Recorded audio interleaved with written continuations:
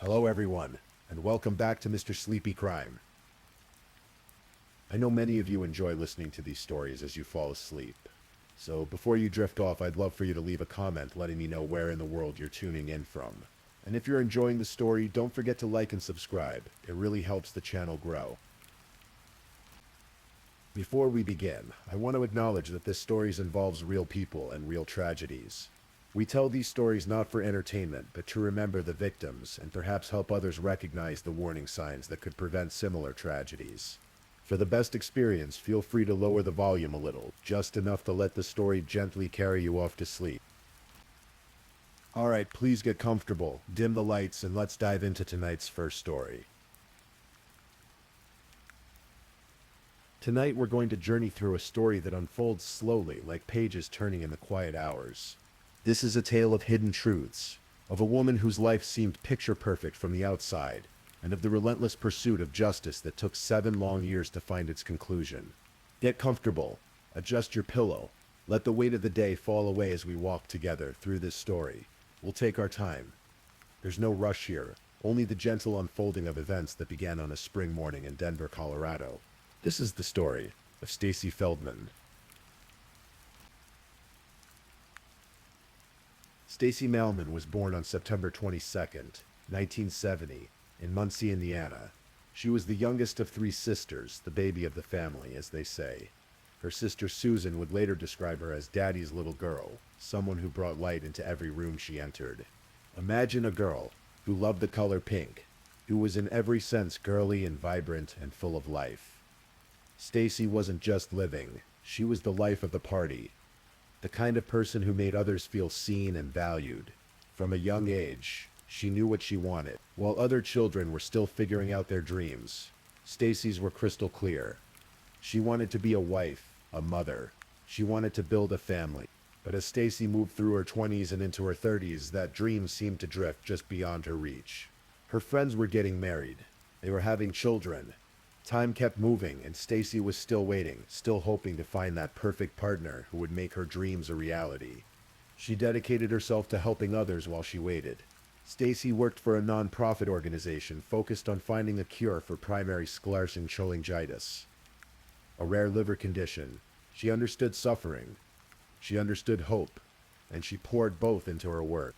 Then, in her mid-30s, Stacy met Robert Feldman. Everyone called him Bob.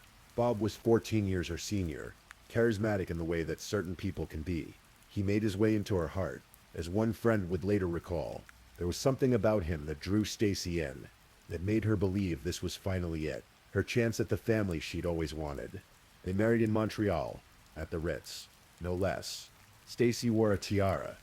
She was radiant, hopeful, stepping into what she believed would be her happily ever after.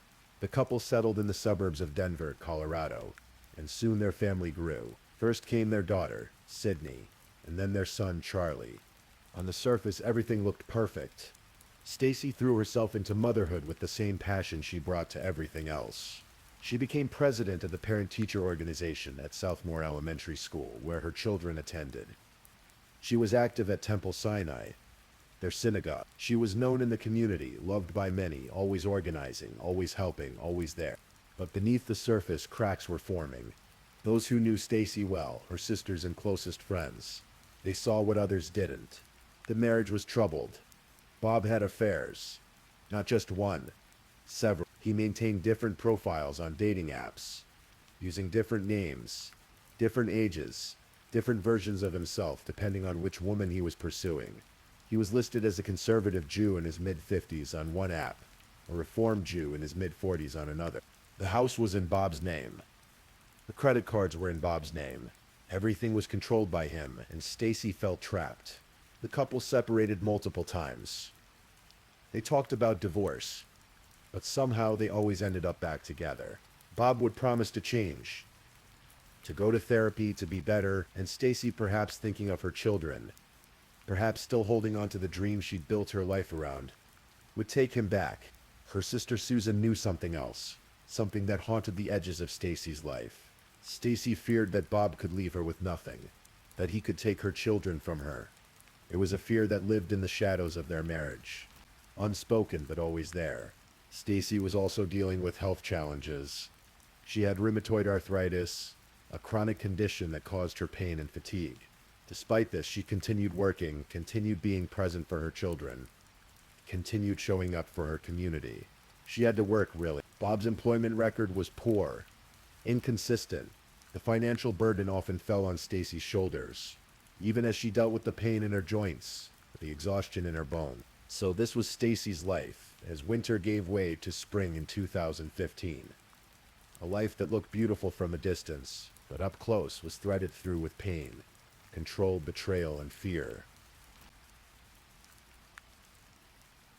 March 1st, 2015 was a Sunday. It was also the celebration of Purim, one of the most joyous holidays in the Jewish calendar. For children especially, it's magical. A day of costumes and carnivals, of hamantash and cookies and celebration. The morning started normally. Stacy's daughter, who was 9 years old at the time, would later remember coming downstairs for breakfast with her family. There was talking, nothing unusual. Her mother seemed happy. Everything felt like any other morning, but something had happened that morning that no one at the breakfast table knew about yet. Well, almost no one. Let's step back a few weeks. In February of 2015, Bob Feldman had created a profile on the dating app Tinder. He wasn't using his real name. He'd created the account under the name Robert Wolf. He matched with a woman named Susan McBride. Bob told Susan he was divorced. He said his ex-wife was an absentee mother. They went on dates. The conversation flowed easily. Susan would later describe it as friendly and comfortable, with no awkward lulls. She thought to herself, this is a nice guy. They saw each other several times. On February 26th, they had dinner at Susan's house. That night, they were intimate. But then Bob started canceling plans. He was supposed to spend the following weekend with Susan, but he broke those plans. Something felt off to her. Susan started doing what many of us do in the digital age. She started searching online. She couldn't find anything under the names Bob had given her, so she dug deeper. Eventually, she found Stacy Feldman's name on the website for Southmore Elementary School, where Stacy was listed as PTO president. The pieces weren't adding up. This didn't sound like an absentee mother. This sounded like someone who was very much present in her children's lives. Susan McBride found Stacy's email address. On the morning of March 1st, Susan sent Stacy an email asking a simple question. Were she and Robert Feldman actually separated? Imagine receiving that email. Imagine Stacy opening it, reading those words, the floor dropping out from under her. Stacy responded quickly.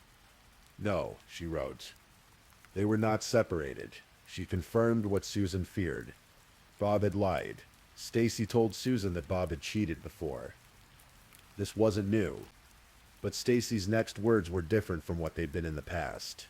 I'm done with him, Stacy said. Then Stacy called Susan. It was shortly before 9 in the morning. Susan expected anger, expected to be yelled at, to be blamed. But Stacy was kind.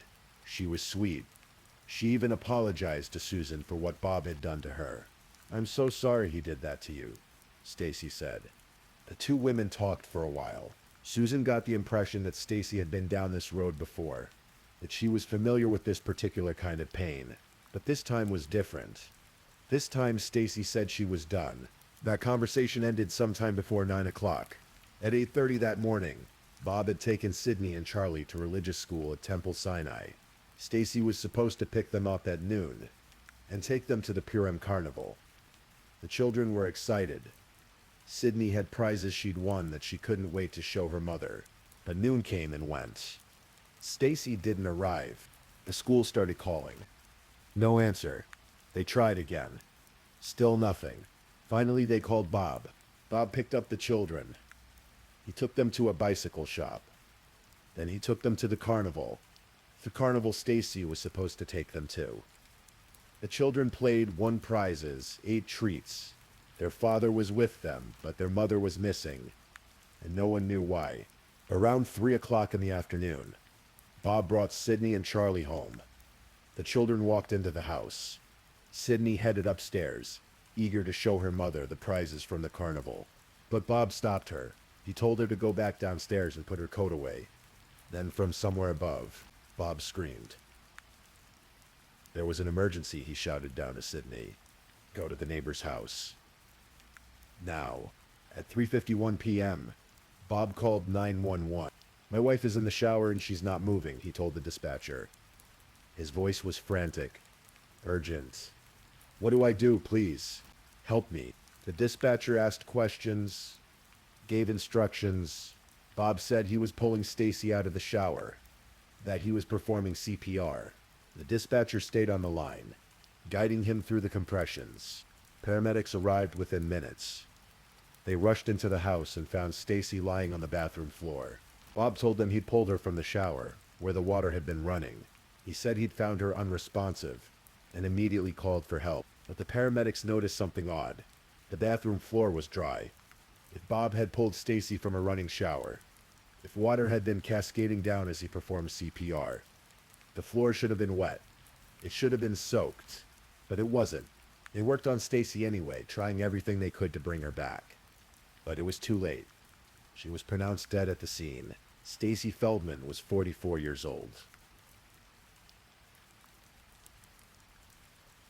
When Detective Randall Dennison arrived at the scene, he observed Bob Feldman carefully.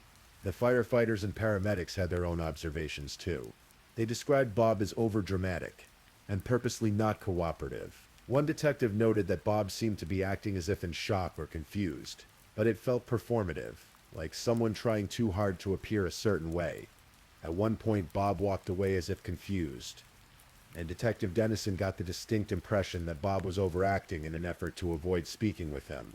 But at that moment, there wasn't enough evidence to suggest this was anything other than a tragic accident. Stacy had been found in the bathroom.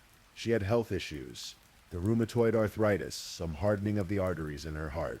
Maybe she'd slipped. Maybe she'd had some kind of medical event.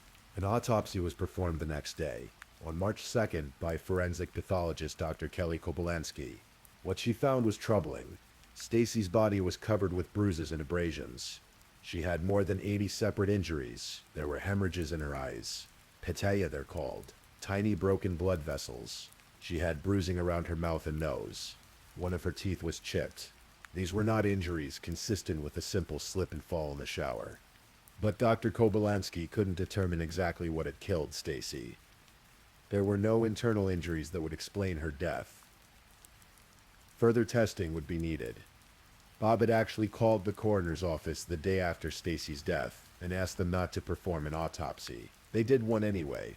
The toxicology results came back. Bob had told investigators that Stacy had consumed a marijuana edible at a party the night before she died.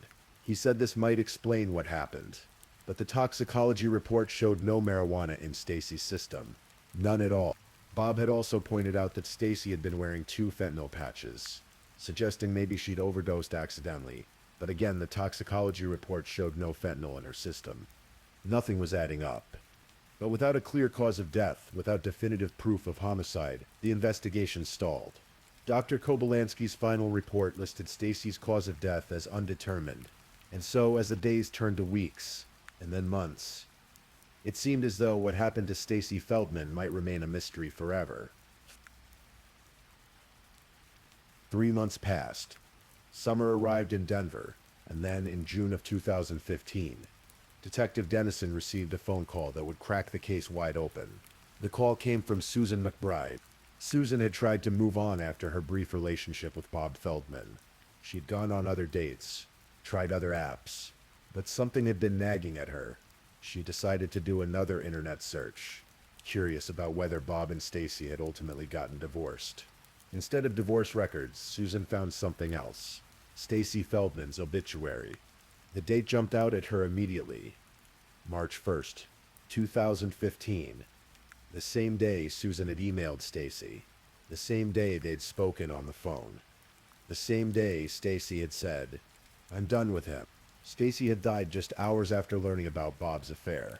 Hours after telling Susan she was finally finished with her husband. Susan became physically ill when she realized the connection. She immediately knew in her bones that what she'd told Stacy had led to her death. She tried calling a homicide detective but couldn't get through. So she called Crime Stoppers instead. "I just realized someone I was dating and told his wife he was cheating on her. She died the same day I spoke to her, and I felt I needed to call you and tell someone this." Susan told them. The tip made its way to Detective Dennison. Suddenly, a possible motive emerged.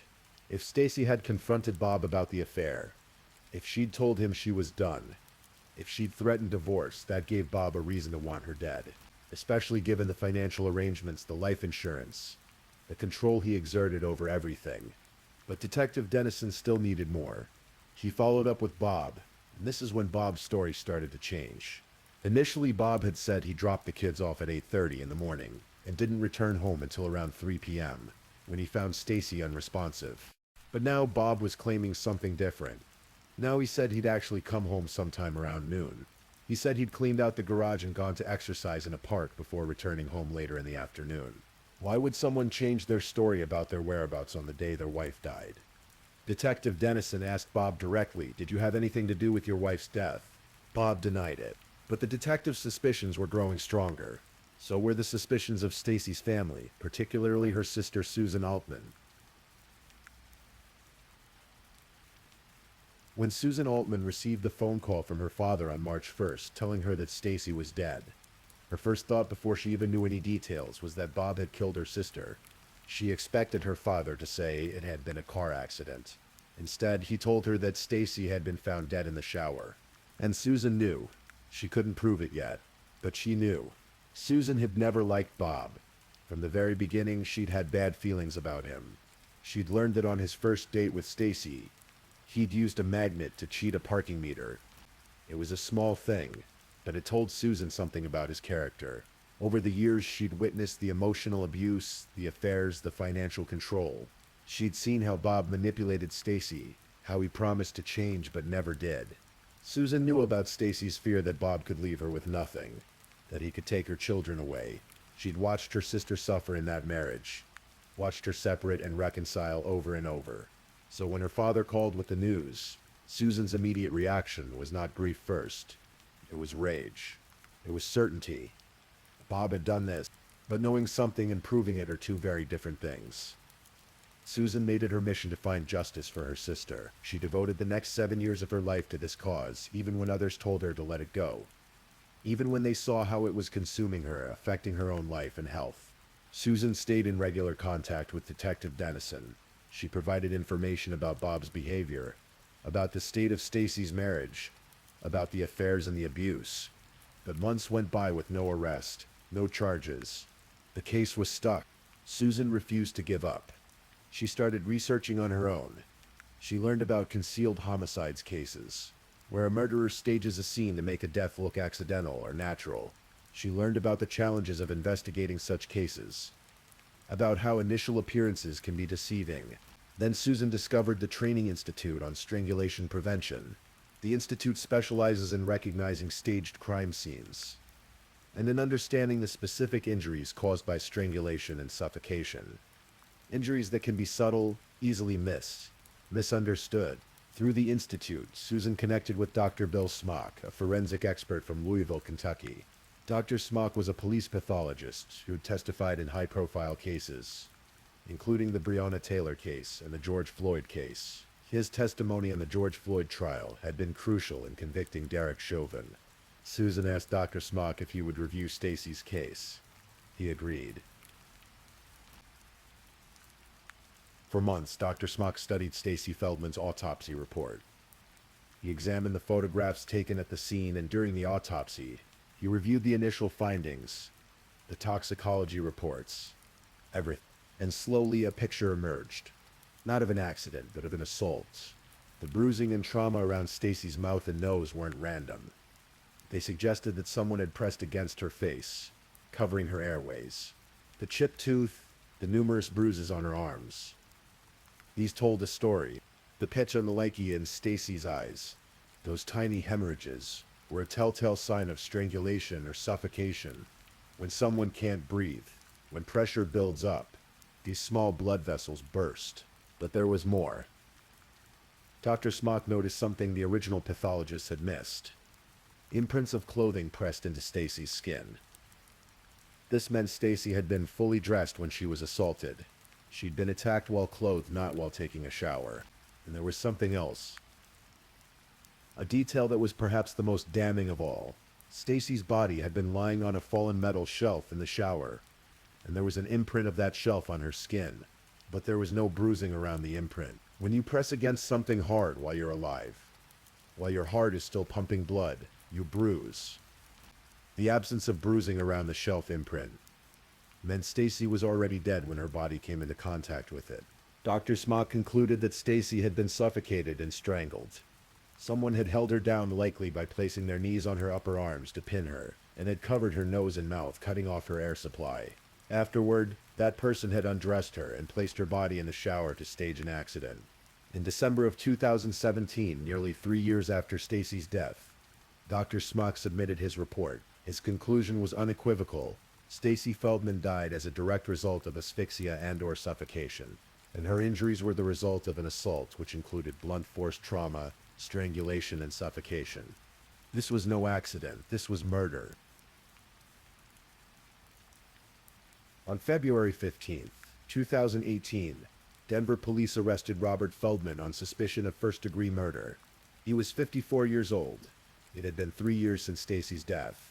The arrest affidavit laid out the case against him. The affair that Stacy discovered on the morning of her death. Bob's changing stories about his whereabouts. The staged crime scene. The life insurance policy worth $750,000 that Bob collected shortly after Stacy died. Dr. Smock's expert analysis. And there was one more piece of evidence. Under one of Stacy's fingernails, investigators found blood.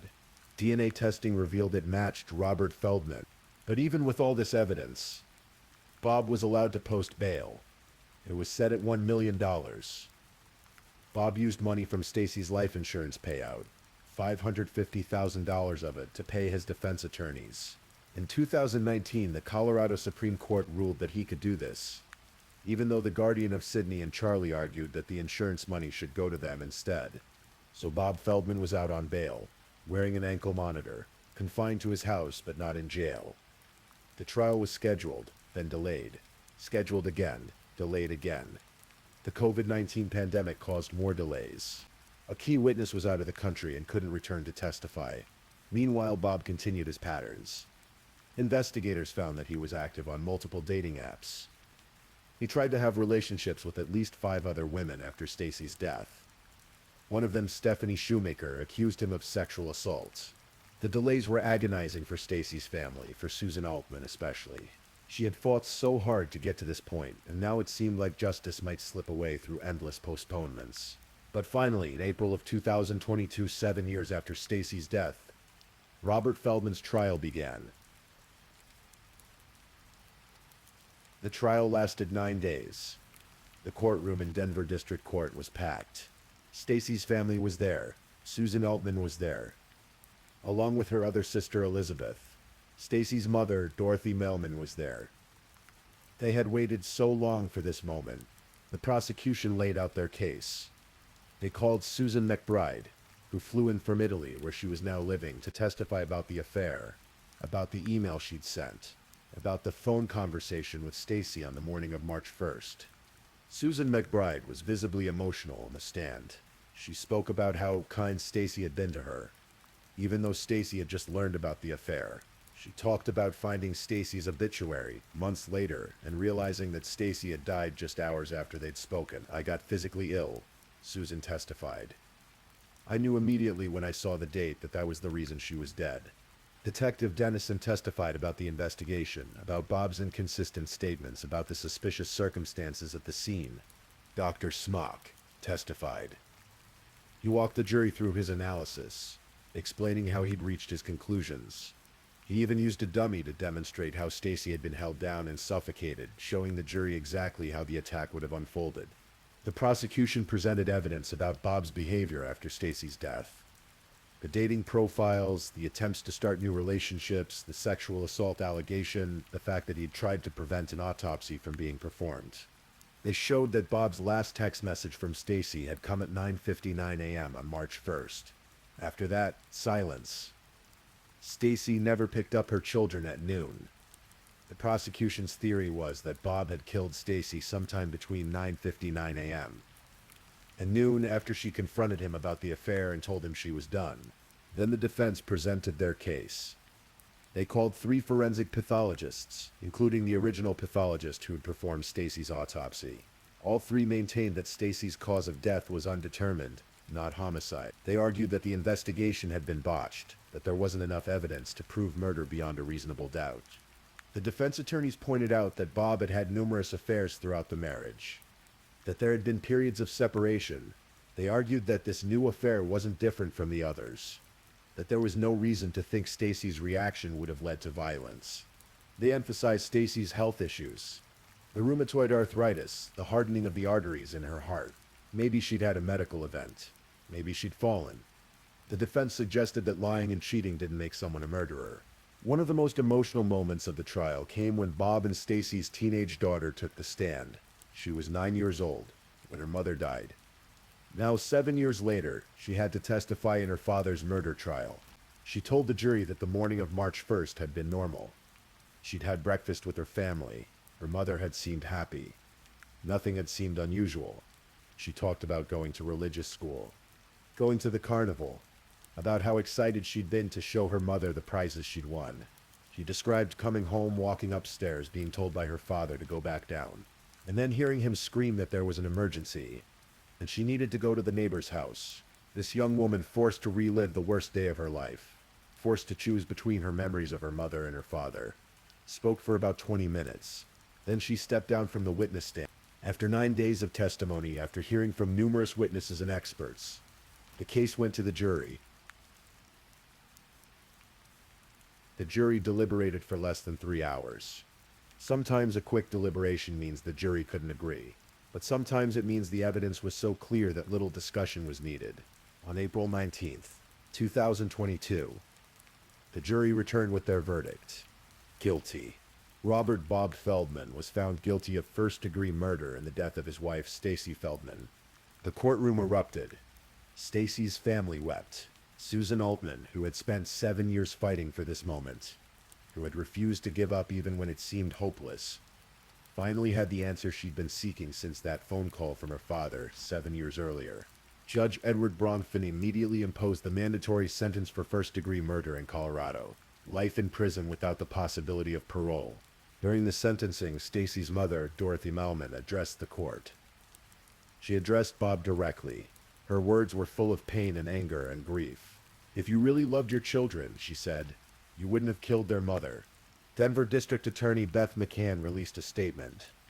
Despite his creative efforts to evade justice, today Robert Feldman was found guilty of murdering his wife, Stacy Feldman. I am extremely proud of the outstanding work by our prosecutors, investigators, victim advocates, support staff, and the Denver police detectives who never gave up on securing justice for Stacy. Robert Feldman was taken directly into custody. He is now serving his sentence at the Sterling Correctional Facility in Sterling, Colorado, where he will spend the rest of his life.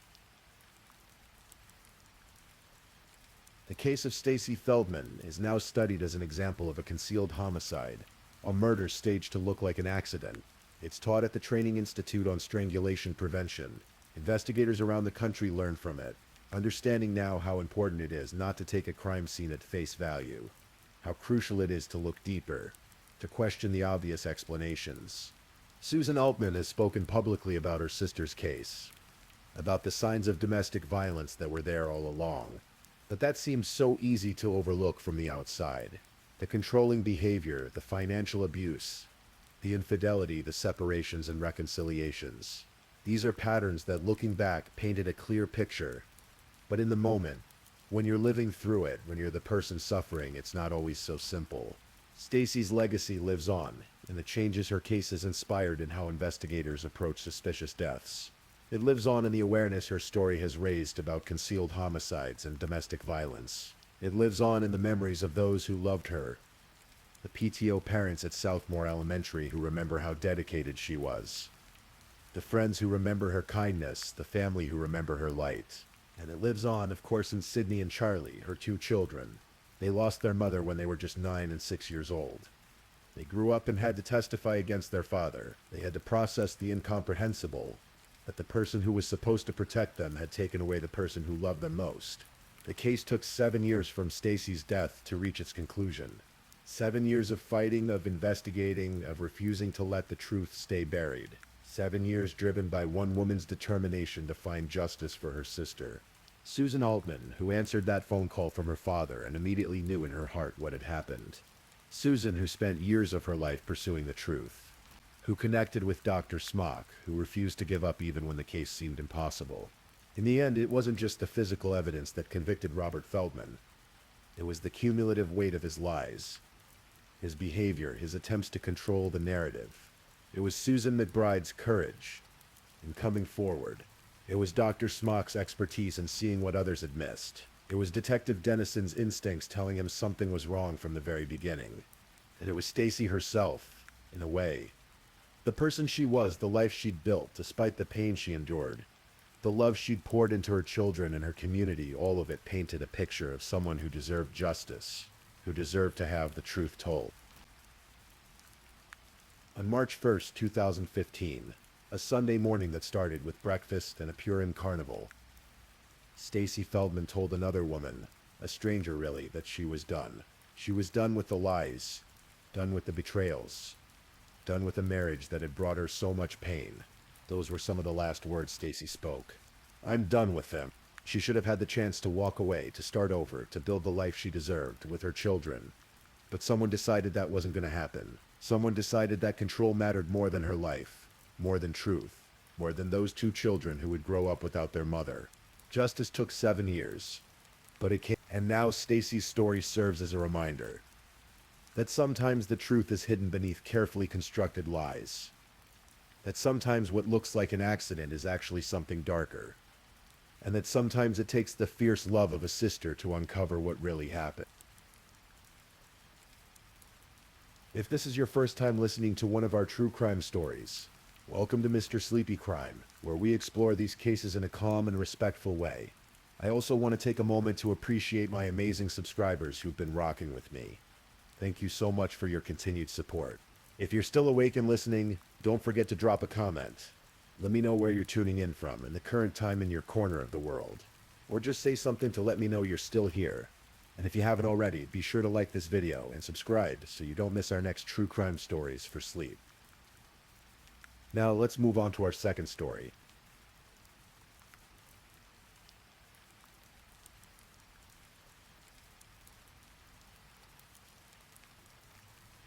Story 2. Tonight we're going to explore a mystery that has lingered for over a decade in a quiet Texas suburb. A story of love, jealousy, and questions that remain unanswered. The story begins not with tragedy, but with a young man full of life and possibility. Jonathan Michael Cruz was born on June 10th, 1986 in Newport Beach, California. On a warm summer day, he came into the world as the first child of John and Pamela Cruz, and he would eventually be joined by a younger brother, Christian, and a sister, Danielle. His father, John, was both a lawyer and a pastor at Heartland Church, a non-denominational congregation in Carrollton, Texas. His mother, Pam, was an artist who chose to stay home and raise their 3 children with love and devotion. The Cruz family eventually settled in Irving, Texas, where Jonathan grew up surrounded by warmth and faith. He was by all accounts a quiet child, with strangers but quick to smile among those he knew. Tall and gangly as a teenager, Jonathan discovered a love for music, teaching himself to play bass guitar. He listened to Ozzy Osbourne and Green Day with fervent enthusiasm until, to his mild embarrassment, he learned his mother liked them too. But Jonathan's interests stretched far beyond music. During summer visits to his grandfather in Montana, young Jonathan learned something that would become a lifelong passion: firearms.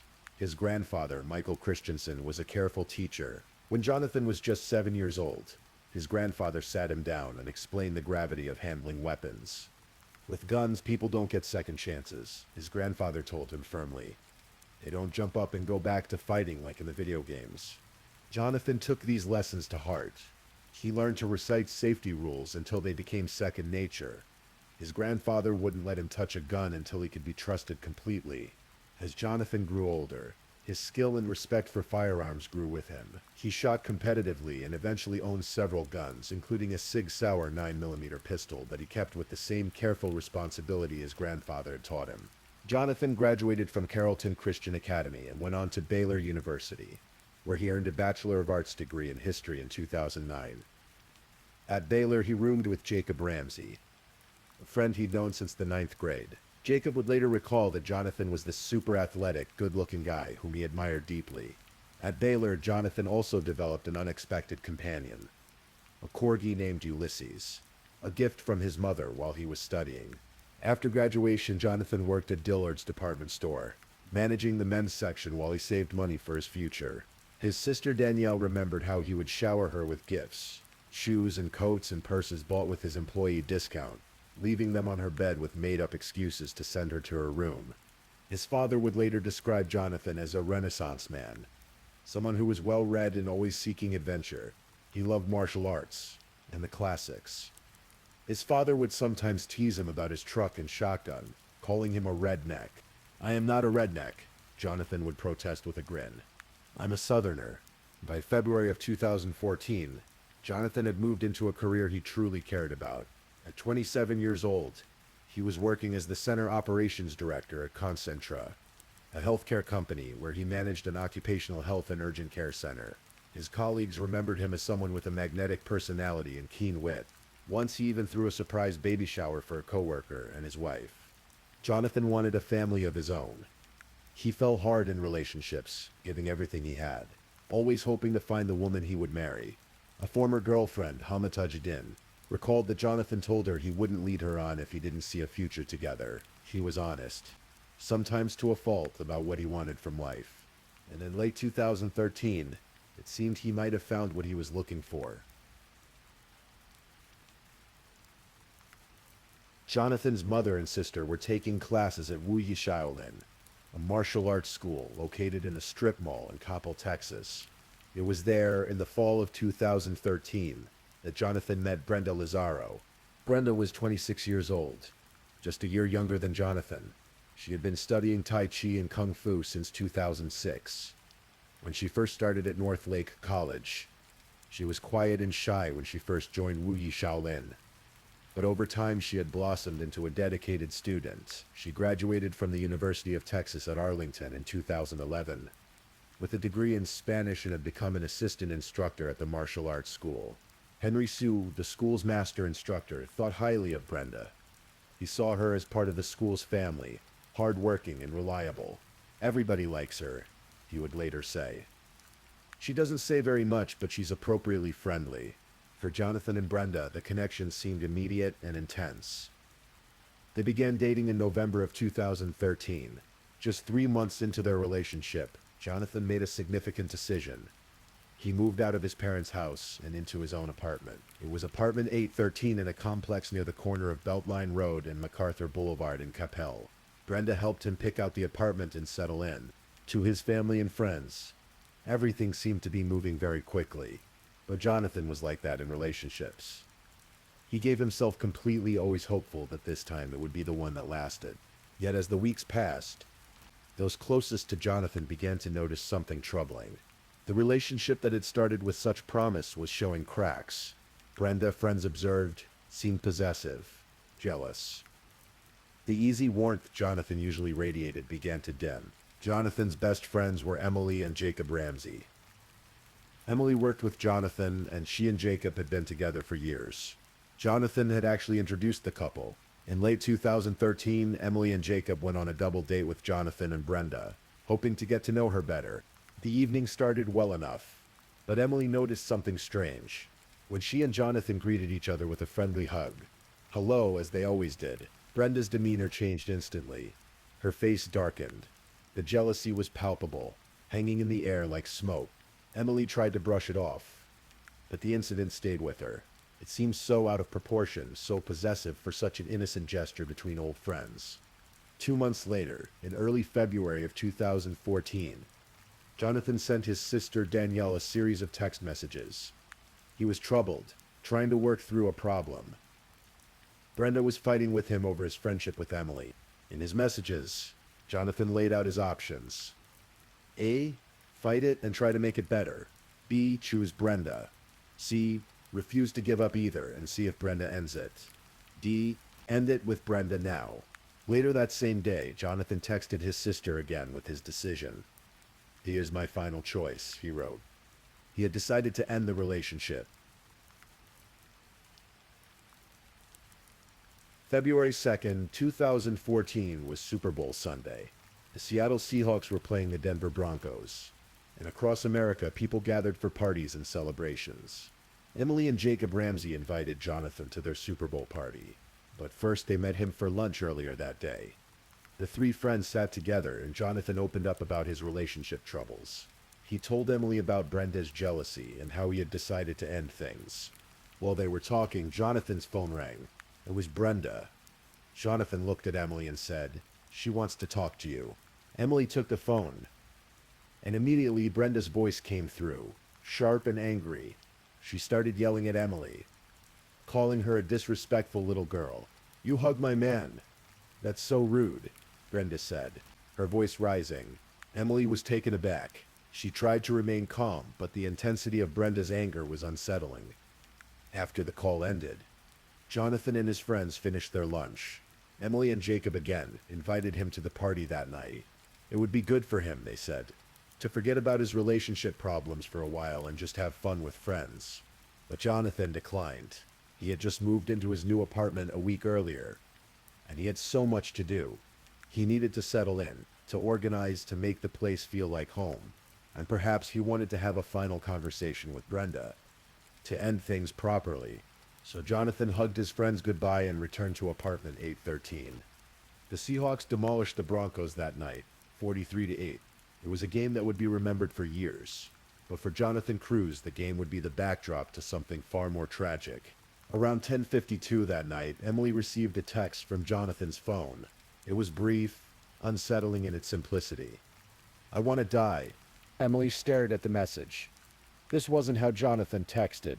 He usually sent long messages, or a bunch of messages one after another, his thoughts spilling out in a stream, not just one short, cryptic sentence. "That's so weird," Emily thought. She texted back immediately. "Hey love, are you okay? What's going on?" But there was no response. She tried calling. Once, twice. Multiple times the calls went unanswered. Emily felt a knot forming in her stomach, a sense that something was very wrong. But what could she do? She waited, hoping Jonathan would call back, that there was some explanation. At 11:30 that night, a call came into the Coppell Emergency Dispatch Center. 911, what's your emergency?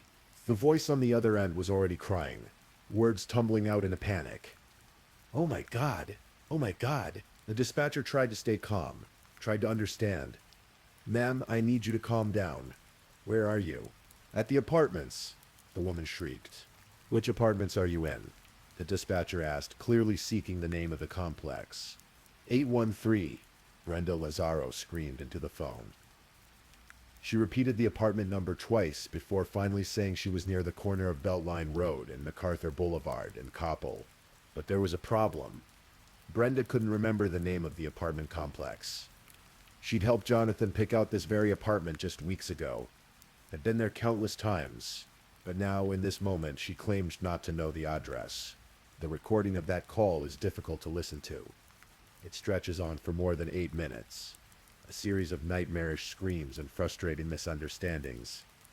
As dispatchers tried to figure out exactly where to send help, they told Brenda to get the address from neighbors. She could be heard knocking on doors, the sounds echoing through the phone. "We were just having a discussion and we were just talking," Brenda explained, between gasps.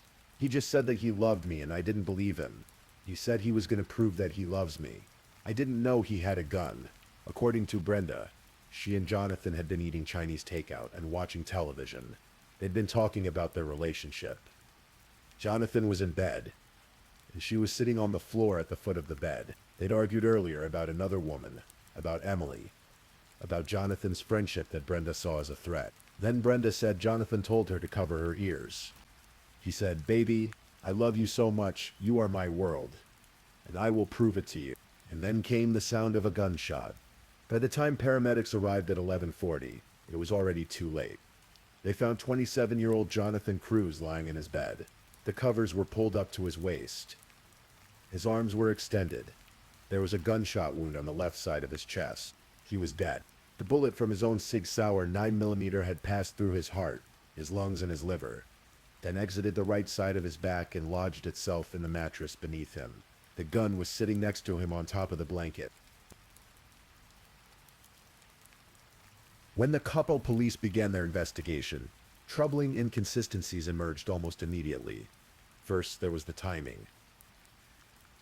A neighbor reported hearing a gunshot before 11 o'clock that night.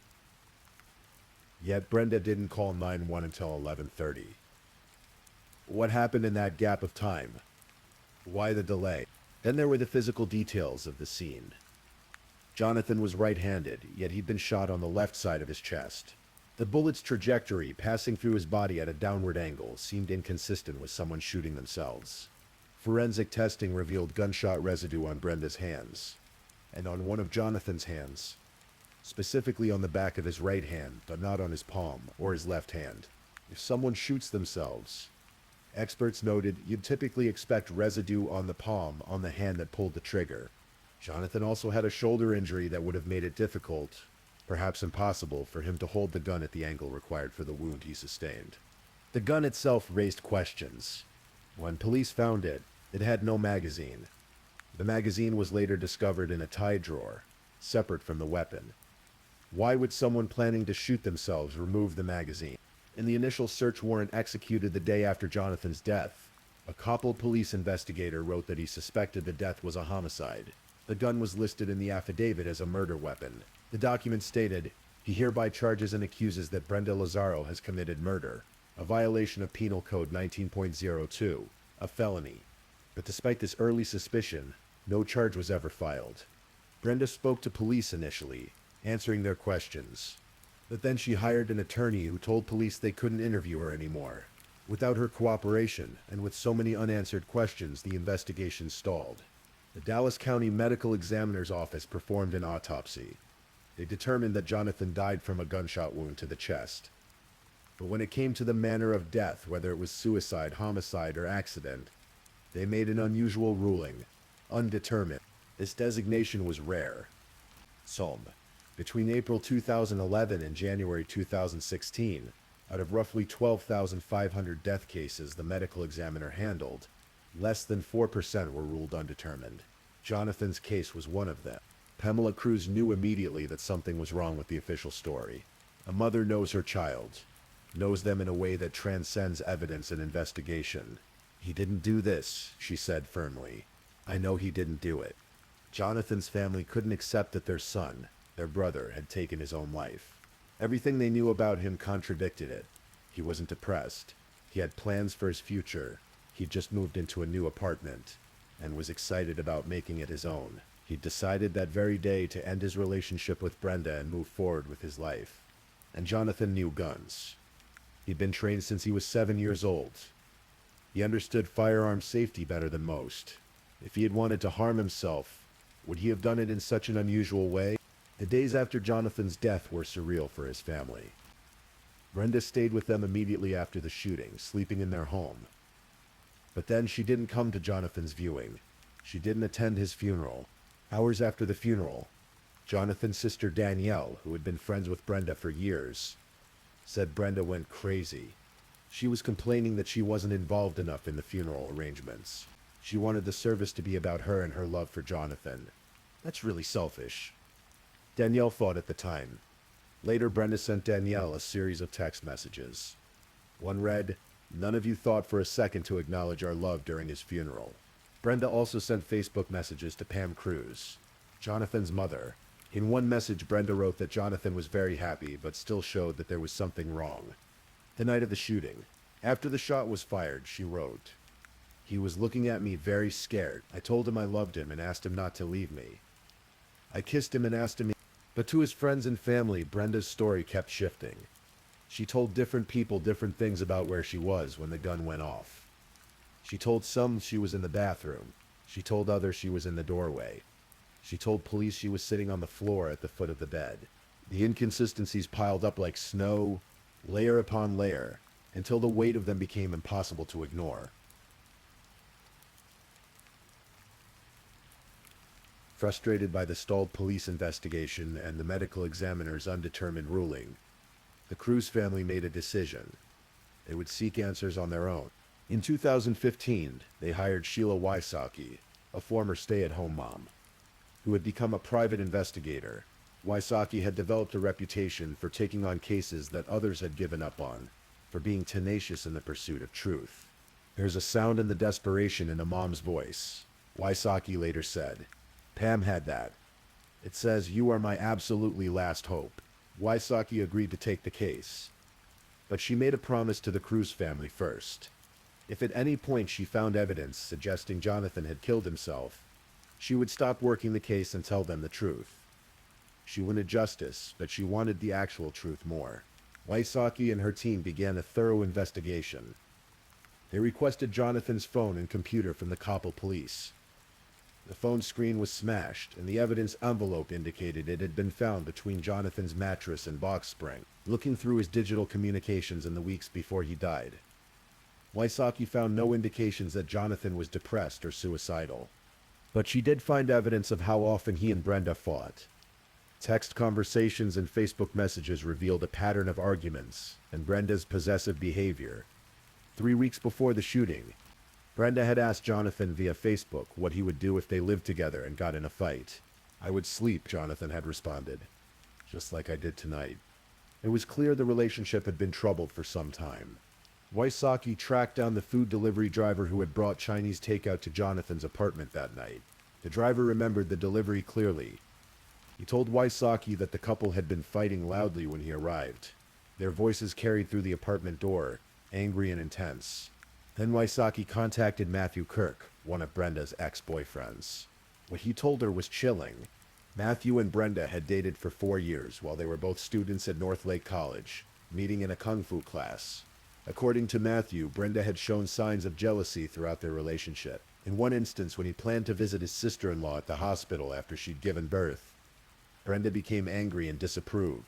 But it was the way their relationship ended that truly alarmed Wysocki. Matthew told her that when he tried to break up with Brenda, she showed up at his mother's house with a pair of scissors. He had to call 911 for help. A pattern was emerging, a portrait of someone who didn't handle rejection well, whose jealousy could turn frightening. Wysocki also consulted with forensic experts about the physical evidence. The bullet trajectory bothered her. Jonathan was right-handed, yet he was shot on the left side of his chest. For him to have shot himself, he would have had to hold the gun at a downward angle, pointing toward his own heart.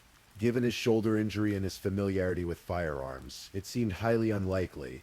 If you're going to kill yourself, generally you shoot in the mouth. You shoot upward. Wysocki explained. You don't lay down, getting ready for bed, and shoot yourself. And there was something else that caught Wysocki's attention. In the 911 call, Brenda had said Jonathan was shot in the heart. How did she know that? In the chaos and trauma of the moment, how could she be so specific about where the bullet had struck? What's interesting is in the 911 call, Brenda says he was shot in the heart. Wysocki noted, "I believe that's exactly where she was aiming. He broke her heart that night by breaking up with her." After months of investigation, Wysocki put together a comprehensive file and brought it to the Capel Police Department, hoping it would be enough to reopen the case as a homicide investigation. But the police weren't interested. The case remained inactive, gathering dust. In January 2016, nearly 2 years after Jonathan's death, his family filed a civil wrongful death lawsuit against Brenda Lazaro. They were seeking more than $1 million in damages. But more importantly, they were seeking something the criminal justice system hadn't given them, answers. The civil case moved slowly through the courts. Depositions were taken. Friends from the Kung Fu school testified that they didn't think Brenda was capable of murder, that she was kind and hardworking, but they also admitted they hadn't known about her jealousy or the volatile nature of her relationship with Jonathan. The trial was finally scheduled for September of 2022, more than 8 years after Jonathan's death. Brenda, who had since married and changed her name to Brenda Kelly, sat in the courtroom with her husband. She wore a mask, as was common in the post-pandemic era. During breaks, she leaned on her husband's chest, seeking comfort. When she was called to the stand, the courtroom fell silent. This was the moment everyone had been waiting for.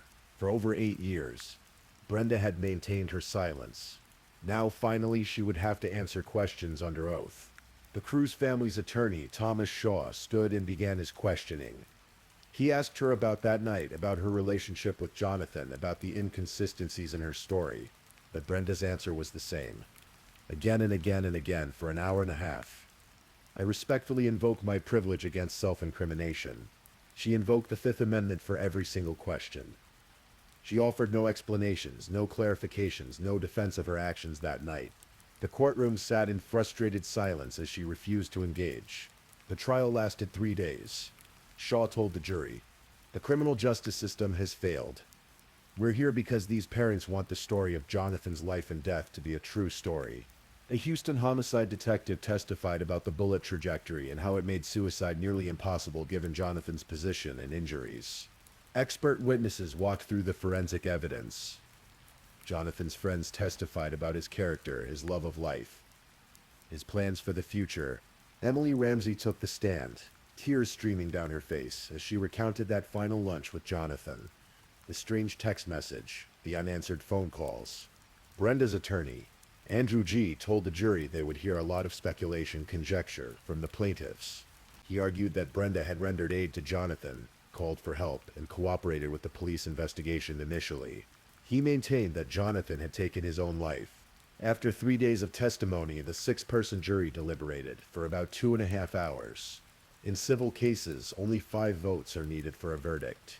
They needed to determine if it was more likely than not, more than 50% probable, that Brenda Kelly had killed Jonathan Cruz.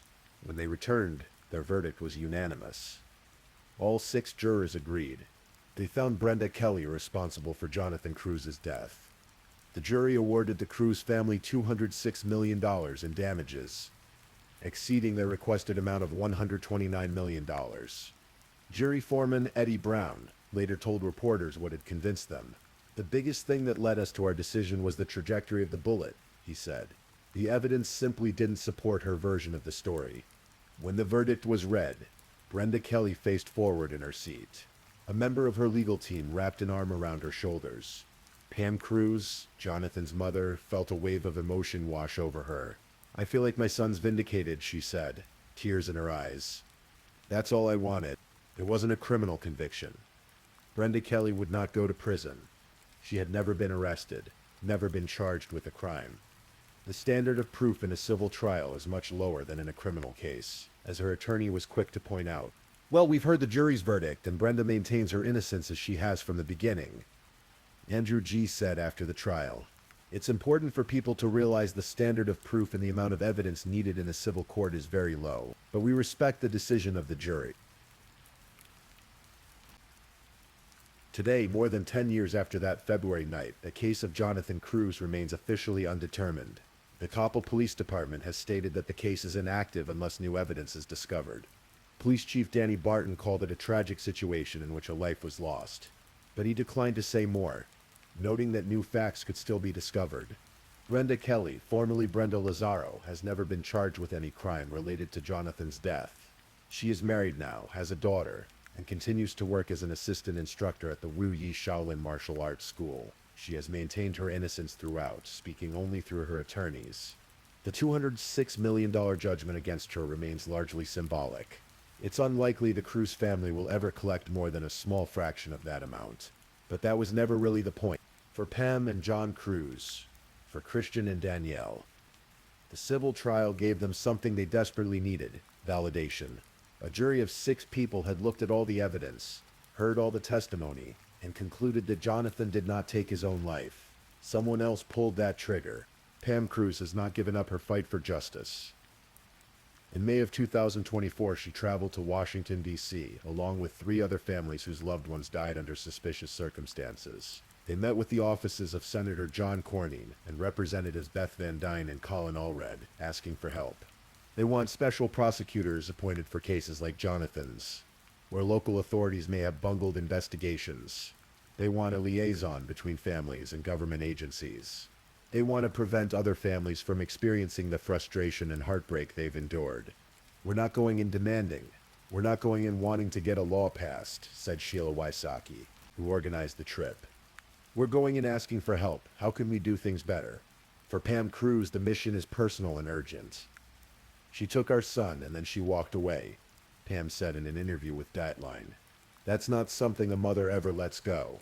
The story has been featured on multiple true crime shows, including ABC's 2020, NBC's Dateline, and Investigation Discovery.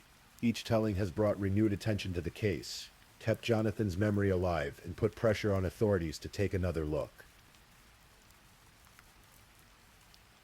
As we come to the end of this story, we're left with more questions than answers, as is so often the case in these mysteries.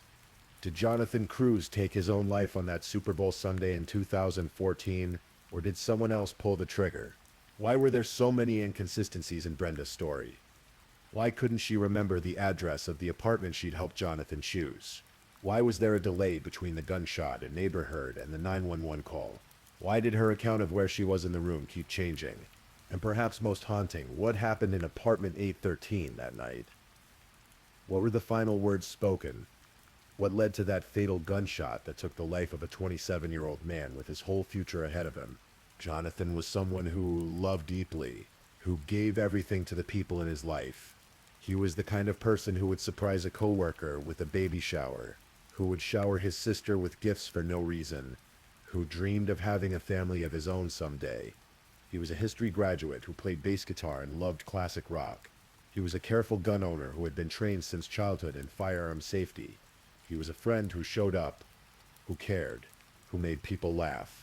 He deserved better than an undetermined death. He deserved better than a case that went cold. He deserved justice. His family continues to fight for him, because as his mother said, he can't speak, but we can. He would do this for us. And so the mystery of Jonathan Cruz remains open, a tragedy that continues to echo through the lives of everyone who knew him and loved him. Perhaps someday new evidence will emerge.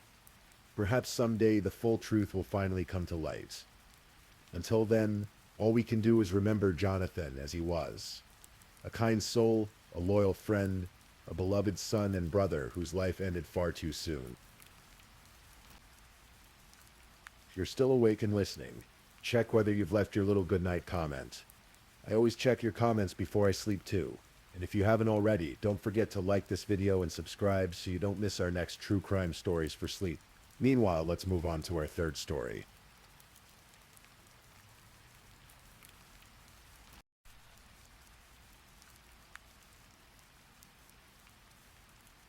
Story 3. Tonight we're going to explore a story that asks difficult questions about family, pressure, and the unimaginable. As you settle in and let your mind drift, I'll guide you through the details of a case that shook a quiet Iowa community. This is a story about the Jackson family and what happened in their home on a summer morning in 2021. Cedar Rapids, Iowa, a city of about 130,000 people, nestled in the eastern part of the state. It's the kind of place where neighbors know each other's names, where children ride bicycles down tree-lined streets, and where life moves at a measured, peaceful pace.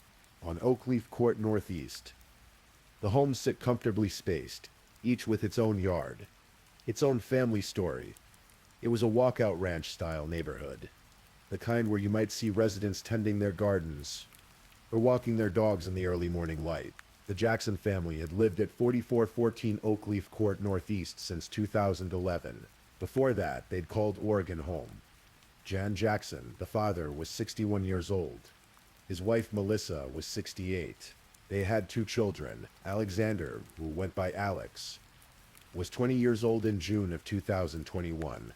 His younger sister, Sabrina, was just 19. From the outside, they seemed like any American family. Jan and Melissa had built a life together, raised their children, created a home. The kids had attended Kennedy High School in Cedar Rapids. Alex had been an Eagle Scout, achieving that honor in 2017 by helping restore a house for low-income families. He'd played the flute in his high school band. Sabrina, by all accounts, was a bright young woman who had participated in her school's annual trip to Japan, an experience that meant so much to her that a scholarship would later be established in her name. Both Alex and Sabrina were students at the University of Iowa, in Iowa City, about 35 miles south of their family home. They were studying in the College of Liberal Arts and Sciences. Alex had chosen to study business. It was summer break, and they were home with their parents. Neighbors described the Jacksons as friendly, Pleasant people. The kind of family you'd wave to as you checked your mailbox. The kind of family that seemed to have everything in order. But behind the curtains of 4414 Oakleaf Court, something was building. Something that no one on that quiet street could have predicted. The morning of June 15th, 2021, began like any other summer day in Cedar Rapids. The sun rose over the residential neighborhoods. Birds sang. The world was waking up slowly. At approximately 8:31 in the morning, a 911 call came into the Cedar Rapids Police Department. The caller was Alex Jackson. His voice was strained, urgent. Someone had broken into his house, he said. His father had been shot. He himself had been shot in the foot. He needed help immediately. Officers responded within minutes. Among the first to arrive was Officer Corey Barber. As he pulled up to the house on Oakleaf Court, he later testified that he initially thought this might be what's called a swatting incident. That's when someone makes a false emergency call to trick police into responding. It had happened before in the area. The dispatcher had given limited information. Barber wasn't expecting what he was about to find. The officers entered through the basement door, the walkout entrance on the lower level of the ranch-style home. And there, almost immediately, they saw him. Jan Jackson. The 61-year-old father lay on the floor near a sofa. Blood was on his mouth. On his body, the officers could tell right away. He was dead. They found Alex in the hallway. He had a gunshot wound to his foot. He was conscious, able to speak. He told the officers what he told the dispatcher. A man had broken in. A black man wearing black clothing and green shoes. The intruder had found the family's rifle, a Browning .22 caliber semi-automatic that he and his father had been cleaning the night before. There had been a struggle. His father was shot. He was shot. The intruder had fled. But the officers needed to secure the house. They needed to find this intruder, if he was still there, and they needed to check on the rest of the family. Officer Tim Brown and the other responding officers began clearing the house, moving through each room carefully, methodically, and that's when they made the discoveries that would transform this from a home invasion gone wrong into something much darker. In the master bedroom, they found Melissa Jackson. His 68-year-old mother lay dead, victim of multiple gunshot wounds. And then in a bedroom on the lower level, next to Alex's own room, they found Sabrina, 19 years old. She too had been shot multiple times. She too was dead. 3 members of the Jackson family, dead in their own home. Multiple gunshot wounds each. No signs of any struggle. No signs of any intruder. No forced entry on any of the doors or windows. The officers looked at each other. Something wasn't adding up. And the only survivor, the only one who could tell them what happened, was Alex Jackson himself. Alex Jackson was taken to Unity Point St. Luke's Hospital to be treated for his gunshot wound. The bullet had entered his foot. It was painful, certainly, but not life-threatening. While doctors attended to his injury, 2 Cedar Rapids police investigators arrived, Detective Matt Denlinger and Detective Sarah Lacina. They needed answers. The interview began around midday and would last for approximately 4 hours. Alex had been given fentanyl for pain. The medical staff confirmed he was coherent, able to understand questions and provide answers. Denlinger and Lacina spoke to Alex gently at first. They said they were just trying to understand what had happened. They wanted to give him an opportunity to talk, but they were also direct. There was no evidence of forced entry into his house. There was no evidence of any unknown intruder. Alex maintained his story. He'd been sleeping on the family's screened-in porch, he said. The family dog was with him. It must have been sometime in the early morning, around 6:30, when he woke to the sound of gunshots. About 10 shots, he thought. He ran downstairs to investigate. That's when he saw the man. The intruder. A black male in dark clothing with green shoes. His father was already on the floor. Alex saw the man holding the family's rifle. He rushed toward him, trying to wrestle the gun away. During the struggle, the gun went off. That's when he was shot in the foot. The intruder fled out the back door, through the basement exit. Alex said he tried to help his father. He asked if someone could get an ambulance. He asked if his sister was okay, but by then it was too late. The investigators listened. Then they began to probe deeper. They told Alex about the surveillance cameras. The Jackson home had security cameras mounted at the front and back of the house. A neighbor across the street also had cameras. All that video footage had been reviewed. No one was seen approaching the house that morning. No one was seen leaving. The only activity captured was the police arrival after the 911 call. Alex had an answer for that. The cameras must have failed to detect motion. He suggested. Maybe the person came from a different angle. The investigators brought up the gun. The Browning .22 caliber rifle was an unusual weapon. It had a specific loading mechanism that was complex enough that even a trained police firearms officer had to search for a YouTube tutorial to figure out how to load it properly. Would a random intruder who just found this gun in the house know how to work it? How would he know how to reload it? Because based on the number of gunshot wounds the victims had suffered, the shooter would have had to reload the weapon at least once during the attack. Alex explained that he and his father had been cleaning the gun the night before because it had jammed the last time they'd used it. Maybe the intruder figured it out. Maybe he'd seen similar guns before. About 25 minutes into the interview, Denlinger and Lacina became more direct. They told Alex there was no evidence to support his story. They told him they didn't believe a masked intruder had spontaneously decided to commit murder with a gun he'd randomly found. Alex's response was unwavering. He looked them in the eye. "I didn't do it," he said. "I would never hurt my family. They are important to me. I love..." The investigators shifted tactics. They talked about stress, about college, about the pressures of life. Alex was a 20-year-old student. Was he struggling with his classes? Was there tension at home? Here, Alex admitted something.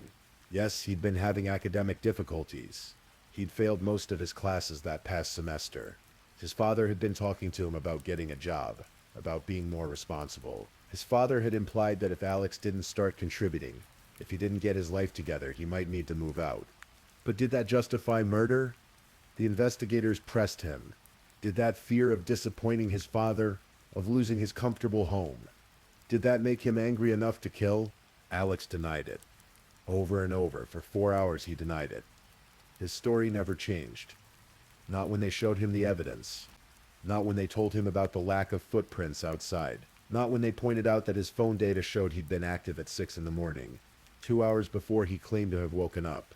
At approximately 8 in the evening, there was a second, shorter interview at the police station. About 25 minutes. Denlinger and Lacina reiterated everything they'd told him before. The lack of video evidence, the implausibility of his story, and the fact that nothing was stolen from the house. Nothing was out of place. If this had been a burglary gone wrong, where was the evidence of that? If this had been a random act of violence, why would an intruder leave the lone witness alive? Alex Jackson maintained his innocence. Right up until the moment Detective Lacina told him he wasn't going home. He was being charged with 3 counts of first-degree murder. The murder of his father, John Jackson. The murder of his mother, Melissa Jackson. And the murder of his sister, Sabrina Jackson. As the shock of the triple homicide spread through Cedar Rapids, investigators began the painstaking work of processing the crime scene. The house at 4414 Oakleaf Court Northeast was photographed, measured, and analyzed for 4 full days. In a typical case, this level of processing might take longer, but with 3 victims, the Cedar Rapids Police Department prioritized the work. Brandon Bosenberg, a crime scene investigator with the department at that time, led much of the technical work. He conducted a 3-dimensional laser scan of both the interior and exterior of the home. Every room, every angle, every detail documented. The first finding was consistent with what the responding officers had noticed. There were no signs of forced entry. Not on the doors, not on the windows, not anywhere. The house had been secure when whatever happened that morning occurred. The second finding was about the weapon. The Browning .22 caliber semi-automatic rifle was found lying next to Jan Jackson's body in the basement. The box that held this rifle was discovered under Alex Jackson's bed. Investigators also found numerous other firearms in the house, some under beds, some on top of storage areas in the master bedroom, some in a safe in the basement. The Jackson family owned multiple guns, but the weapon used in the murders was specifically the Browning rifle. Shell casings were everywhere. In the basement where John died, near the master bedroom where Melissa died, near the lower level bedroom where Sabrina died. All of them were .22 caliber ammunition. An open box of Remington brand ammunition, matching the casings, was also found in the basement. Rosenberg sent the rifle for fingerprint analysis. 2 clear, high-quality palm prints were lifted from the gun. They were compared against known prints. Both belonged to Alex Jackson. The position of the prints indicated that the person holding the gun could have been in a position to shoot downward, possibly even to shoot their own foot. There was a third print on the weapon, but it was of lower quality. Despite efforts to identify it, investigators could never determine whose print it was. The defense would later argue this was evidence of another person's presence, but prosecutors would counter that the print could have been left at any time, by anyone who had handled the gun before that day. The investigators also examined the pattern of bloodstains. In Alex's bedroom, they found blood spatter consistent with a gunshot. Not out in the hallway where Alex claimed he'd struggled with the intruder and been shot. In his bedroom, this suggested he'd shot himself there, perhaps deliberately to support his story of being a victim. And then there were the footprints. Bloody footprints started in Alex's bedroom and trailed around the basement. If he'd been shot in the hallway as he claimed, why did the trail start in his room? Investigator Ryan Dunbar canvassed the neighborhood. He spoke to every neighbor within reasonable distance. Had anyone seen anything unusual that morning? Had anyone heard gunshots? The answer was uniformly no. No one had seen a person fleeing. No one had heard anything suspicious. One neighbor, Edwin Downey, did mention something interesting, though it was from days before the murders.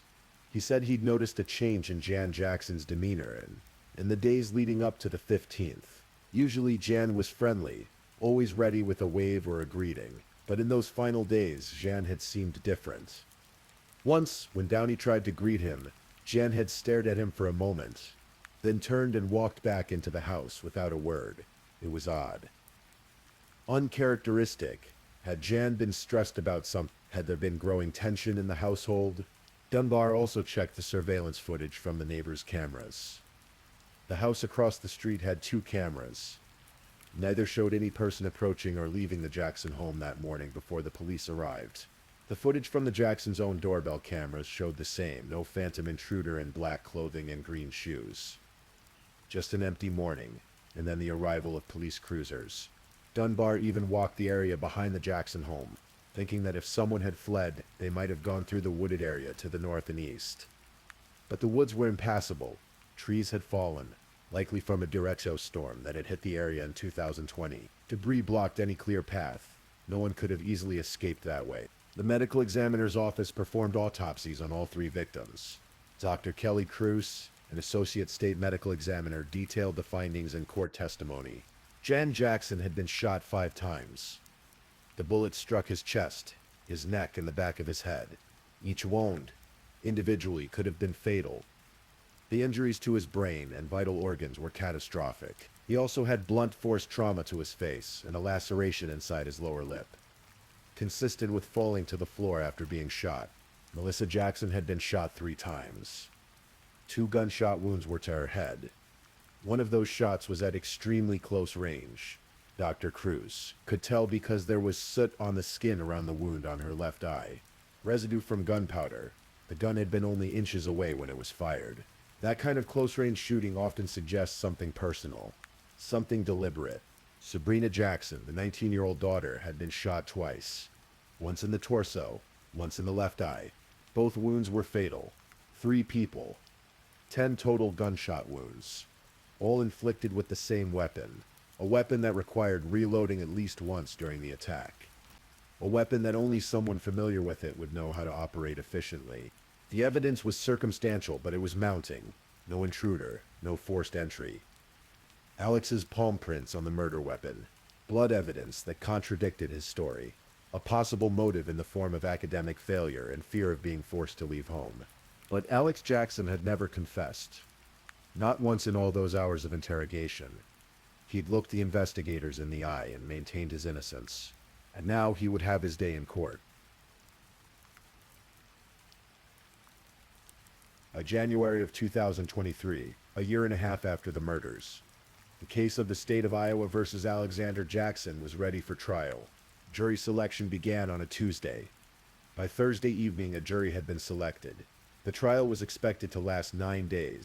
The prosecution was led by Assistant Lynn County Attorney Jordan Shear and First Assistant Lynn County Attorney Monica Slaughter. They bore the burden of proving beyond a reasonable doubt that Alex Jackson was responsible for the deaths of his family. The defense team consisted of public defenders Lindsey Garner, Tyler Johnston, and Amber Foley. Their task was to show that the state's case was built on circumstantial evidence, that there were other possibilities, that reasonable doubt existed. On Friday, January 13th, 2023, opening statements began at the Lynn County Courthouse in Cedar Rapids. The courtroom was full. Reporters filled the press section.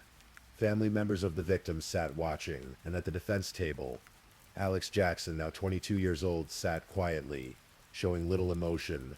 Jordan Shear spoke first for the prosecution. He laid out what officers had found when they responded to that 911 call. He talked about the lack of evidence for an intruder. He walked the jury through the surveillance footage, the fingerprint evidence, the unusual nature of the Browning rifle that would require specialized knowledge to reload. He pointed out that nothing was stolen from the house, that there was no sign of a struggle, that the only person who could have committed these murders was someone who lived in that house, someone who knew that gun, someone who had everything to lose. The person responsible for the deaths of Sabrina Jackson, Jan Jackson, and Melissa Jackson, Shear said, was their own family member. The defendant, then Lindsey Garner, stood for the defense. She spoke with conviction. Yes, this was a tragedy, she said, an unthinkable tragedy. But the real tragedy would be compounding it by convicting an innocent man. Alexander Jackson, she argued, was the fourth victim that day. He'd lost his entire family. He'd been shot himself. And then while in shock, while medicated with fentanyl in a hospital bed, he'd been interrogated for hours by police who had already decided he was guilty. The defense's theory was that investigators had tunnel vision. They'd found no immediate evidence of an intruder, and rather than continuing to search for other possibilities, they'd focused entirely on Alex. The motion detection on the cameras could have failed. The third unidentified print on the gun could belong to the real killer. The investigators hadn't tested the live ammunition rounds left in the gun for DNA, which could have revealed who loaded it last.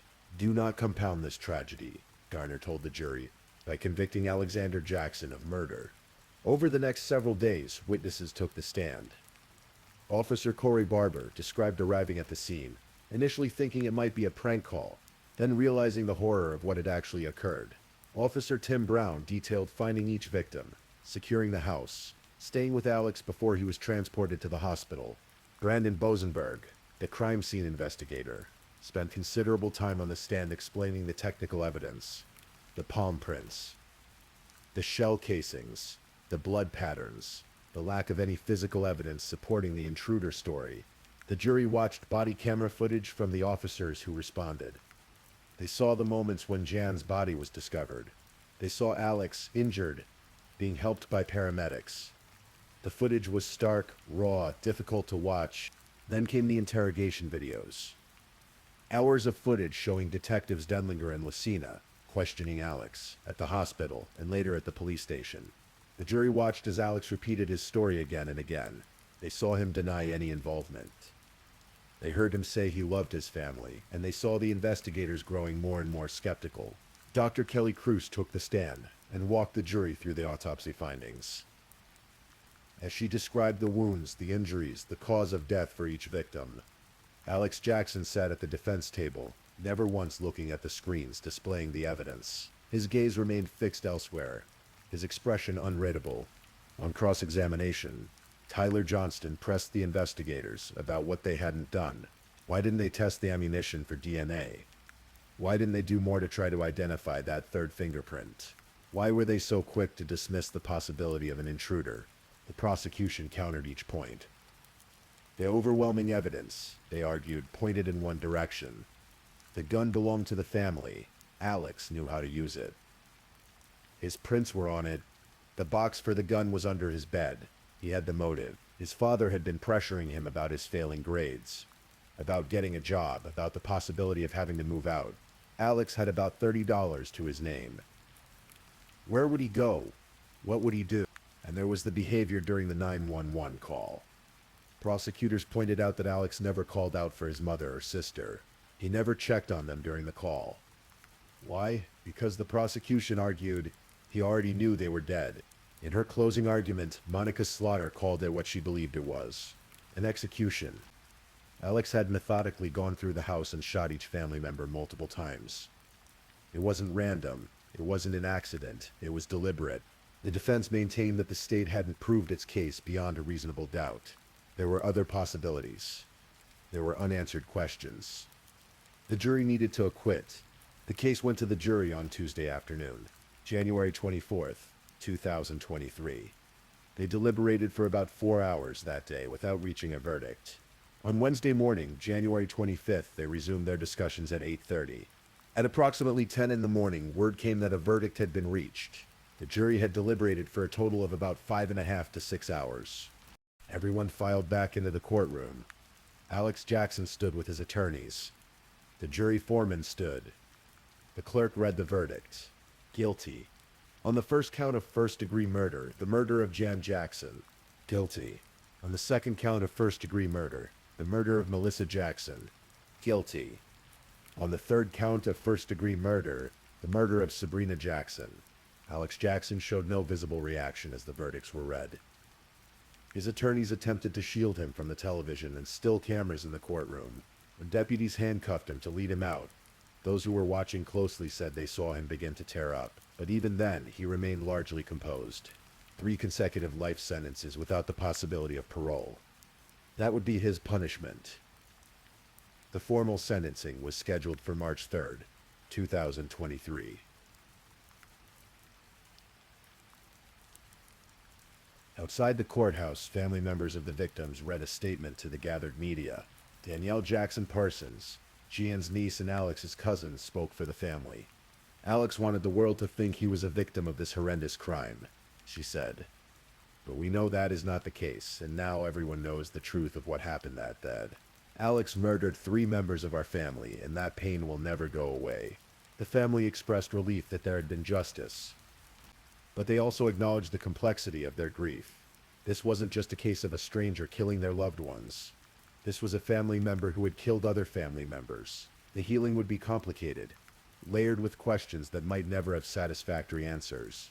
Kay Jackson, Jan's sister, had been in the courtroom throughout the 6 days of testimony. She'd heard every piece of evidence. She'd watched the interrogation videos. She'd seen the crime scene photos. And through it all, she had to reconcile the person she thought she knew, her nephew Alex, with the person who had been convicted of these brutal murders. Monica Slaughter, the prosecutor, spoke to reporters after the verdict. She said it was an important case, but she emphasized that they treated every case with the same level of attention and care. She complimented the work of the crime scene investigators, particularly Brandon Bosenberg, whose meticulous documentation of the evidence had been crucial. She acknowledged that the jury could have viewed the circumstantial evidence differently, but she'd been hopeful that justice would be served. For the community of Cedar Rapids, the case marked the first known triple homicide since 1982, and only the second since at least 1959. It was a rarity, which made it all the more shocking. People who had known the Jackson family struggled to understand. How could this have happened? Alex had been an Eagle Scout. He'd played the flute. He'd never had so much as a speeding ticket. There was no history of violence. No warning signs that experts would typically look for in someone capable of murder. No pattern of harming animals as a child. No fires. No previous criminal behavior. Dr. Hovitt, an expert who spoke about the case, noted that just because someone doesn't have risk factors doesn't mean they won't commit a crime. She speculated that perhaps the pressure Alex felt, the fear of being kicked out of his parents' house, was terrifying or infuriating enough to trigger something. At 20 years old, she pointed out, the human brain is not fully developed yet. The prefrontal cortex, the part responsible for impulse control and decision-making, is still maturing. Add to that the developmental phase of emerging adulthood, where someone doesn't socially or culturally feel ready to be on their own, and you might have a volatile combination. But these explanations, even if accurate, couldn't fully answer the question that haunted everyone who followed the case. How could fear of disappointing your father, fear of having to get a job or move out, possibly justify the calculated murder of 3 people? Your own parents, your own sister. Sabrina, especially, represented an innocence lost. She was 19 years old, She'd had dreams, plans, a future. One of her former teachers at Kennedy High School established a scholarship fund in her memory specifically to help students participate in the annual school trip to Japan that Sabrina had so enjoyed. It was a small way to honor her memory, to ensure that her love of learning and exploration would live on. The defense attorneys said they would appeal. Tyler Johnston, speaking after the verdict, maintained Alex's innocence. "It's very disappointing," he said. "Alex is 22 years of age and is going to spend the rest of his life in prison for a crime that he didn't commit." The appeal was filed, arguing insufficient evidence, improper evidentiary rulings, and a denied jury instruction. In January of 2025, the Iowa Court of Appeals issued its ruling. The court upheld all 3 convictions. The judges wrote that the evidence presented was sufficient to identify Jackson as the shooter. They noted the unusual loading mechanism of the gun, the fact that the shooter would have had to reload multiple times, the palm prints, the lack of any evidence of an intruder, and the implausibility of the intruder story. From this evidence, the court wrote, the jury could conclude the killer was not a random intruder who found a gun with an unusual loading mechanism inside the home, knew how to load the gun, decided to shoot 3 of the 4 Jackson family members in the head, but did not search the house for valuables. The court did acknowledge that some hearsay testimony from officers about what neighbors and construction workers said should not have been admitted, but they concluded that no prejudice resulted from it, given the other properly admitted evidence and what they called the overwhelming evidence of Jackson's guilt. So the conviction stood. Alex Jackson would remain in prison for the rest of his life, with no possibility of parole. In the quiet darkness now, as this story draws to a close, we're left with questions. Questions that might not have clear answers. Questions that speak to the complexity of human behavior, to the mysteries of the mind, to the fragility of family bonds. What really happened in that house on the morning of June 15th, 2021? The jury heard the evidence and made their determination. The appeals court upheld that determination. The legal system has spoken. But for those who love true crime, for those who seek to understand the darkest corners of human nature, the question persists. Was Alex Jackson a young man under so much pressure that something inside him snapped? Did the fear of disappointing his father, the stress of academic failure, the prospect of losing his comfortable home, did all of that create a perfect storm that led to an unthinkable act? Or is there something we don't know? Some piece of the story that hasn't been told? The defense certainly believed so. They believed their client was innocent, that he was a 4th victim, that the real killer had somehow escaped detection. The facts as presented in court paint a clear picture. No forced entry, no evidence of an intruder, palm prints on the murder weapon, blood evidence contradicting the defendant's story. A motive rooted in fear and financial desperation, and the cold logic that only someone intimately familiar with that particular rifle could have used it so effectively. But beyond the facts, there are the emotional truths. 3 people died that day. John Jackson, who'd been trying to guide his son toward responsibility in adulthood. Melissa Jackson, who'd raised her children, built a life, deserved to see her grandchildren one day. And Sabrina Jackson, just 19, with her whole life ahead of her. Their stories ended in that house on Oakleaf Court. And Alex Jackson, whether he's guilty or innocent in his own mind, will spend the rest of his days behind bars, living with the knowledge that his entire family is gone, and that the world believes he's responsible.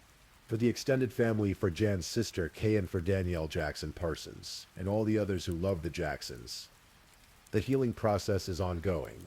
They have to mourn not just the loss of 3 beloved family members, but also, in a sense, the loss of Alex too. He's alive, but he's gone from their lives in a different way.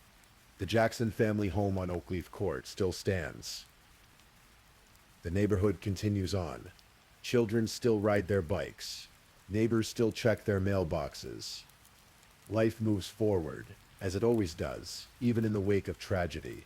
But those who knew the Jacksons, those who followed the case, those who served on the jury, they all carry something of this story with them.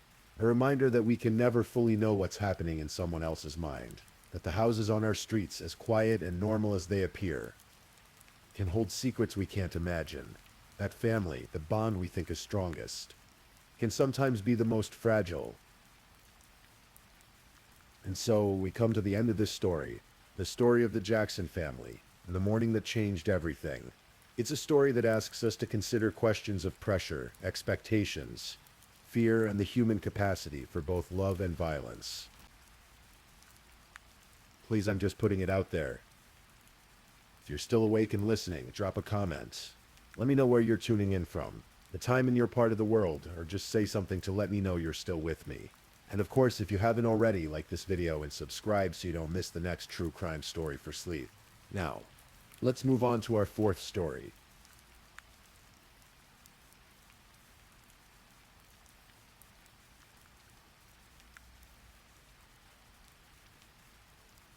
Story 4. Tonight we're going to explore a story that unfolded in the quiet hills of East Tennessee. A story of a young woman, a grandmother, and the complicated threads that bind families together, sometimes in ways we never expect. This is a story that asks more questions than it answers, and perhaps that's fitting for the mysteries that exist in all our lives.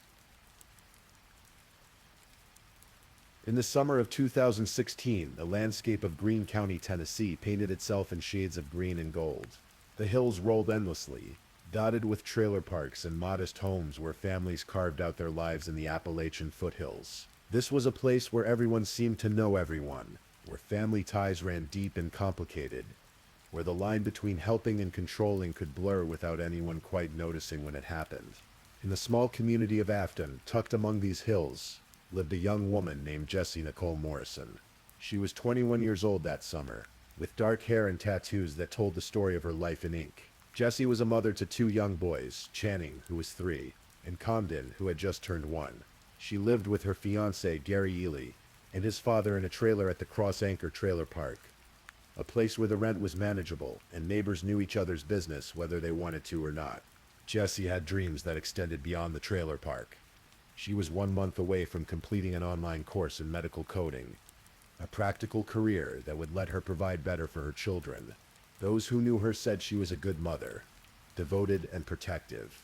They also said she wasn't passive, that she had the kind of spirit that wouldn't tolerate disrespect. In East Tennessee, that's a quality people understood and respected. But Jessie's life was more complicated than it might have seemed from the outside. Her oldest son, Channing, had a different father than Comden. His name was William Smith, and he lived with his mother, Vonda Starr Smith, in a house on Davis Valley Road. Vonda had been a hospital worker for 28 years, well regarded in her profession, known as someone reliable and caring. She was also intensely devoted to her grandchildren, particularly Channing. According to those who watched the relationship unfold, Vonda had even helped Jessie secure the trailer, finding a place convenient enough that she could drop by to see Channing whenever she wanted. It seemed generous at first, helpful even, but as the months passed, that helpfulness began to feel like something else, something heavier. Jessie had lived with her own mother, Tammy Morrison, until about 9 months before that August.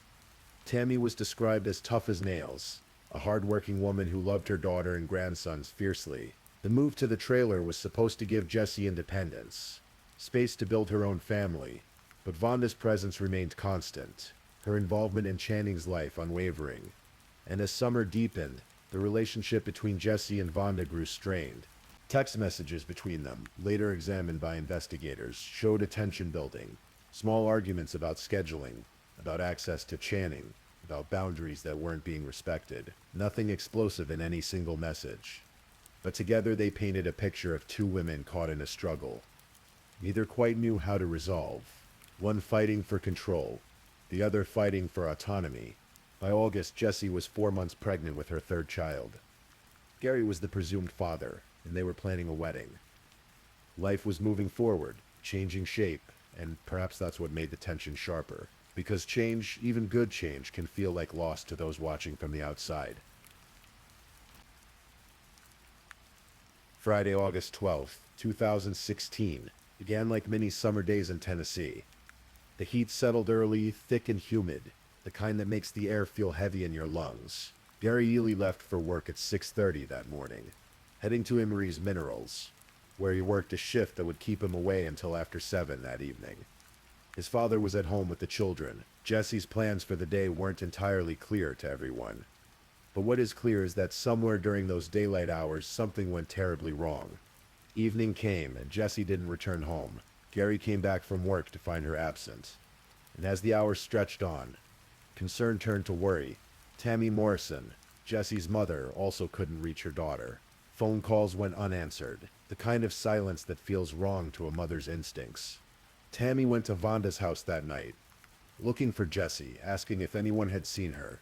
She didn't know yet that her daughter was already beyond finding in any way that mattered. The police hadn't yet identified the body that had been discovered.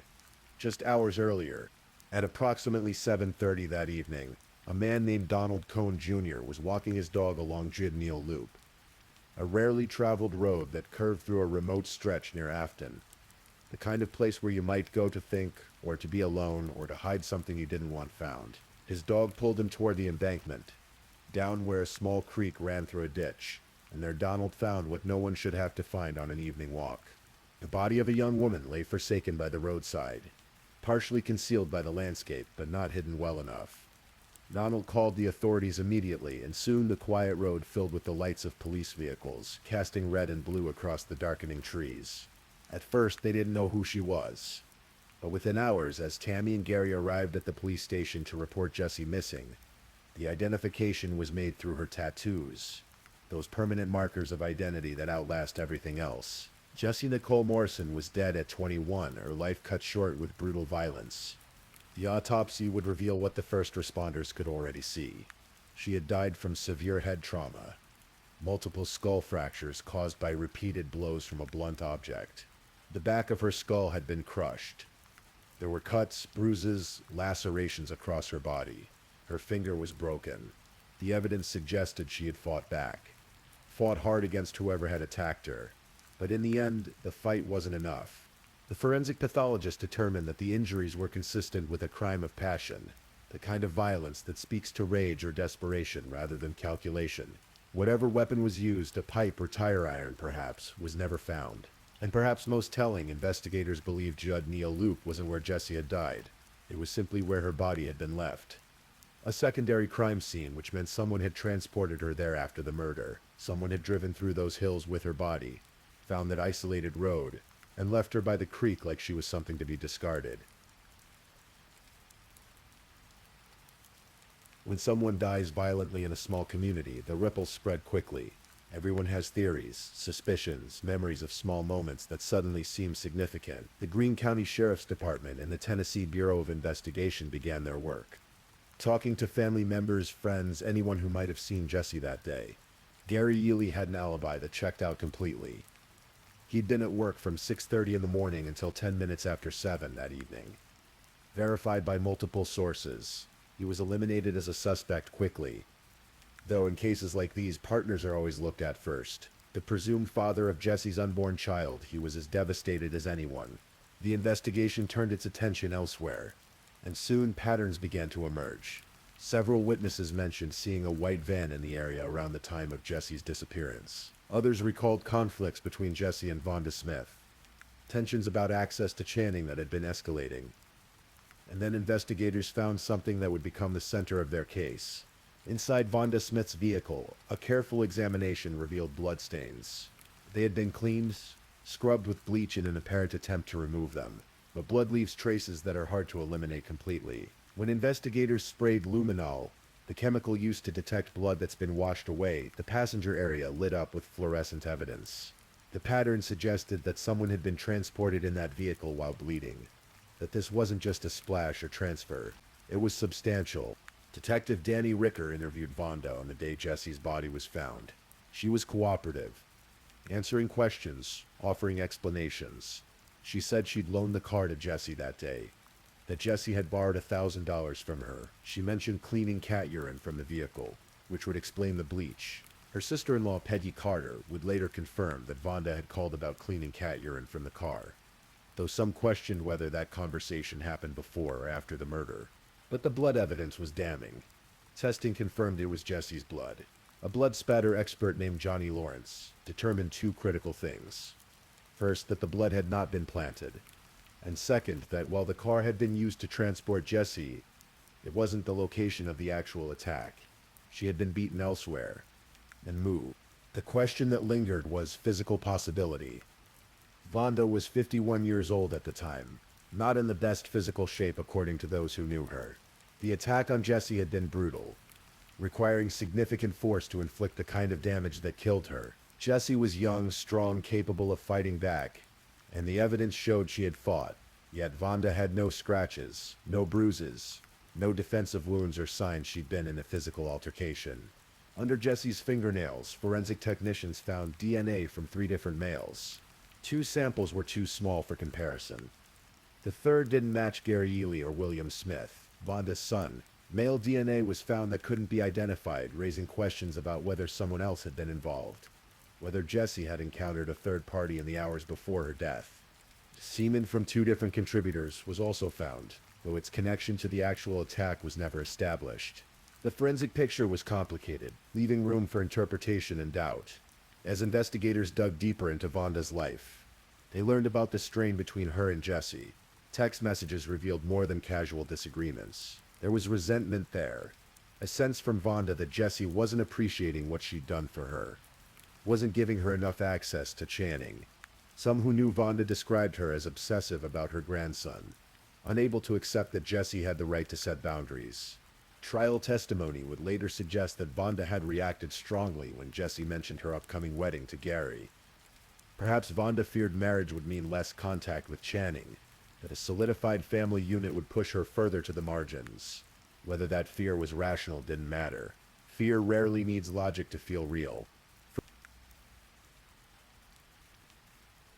For months after Jesse's death, the investigation continued. The family waited. Tammy Morrison waited. Justice moved slowly, as it often does, gathering evidence, building a case that could withstand the scrutiny of a courtroom.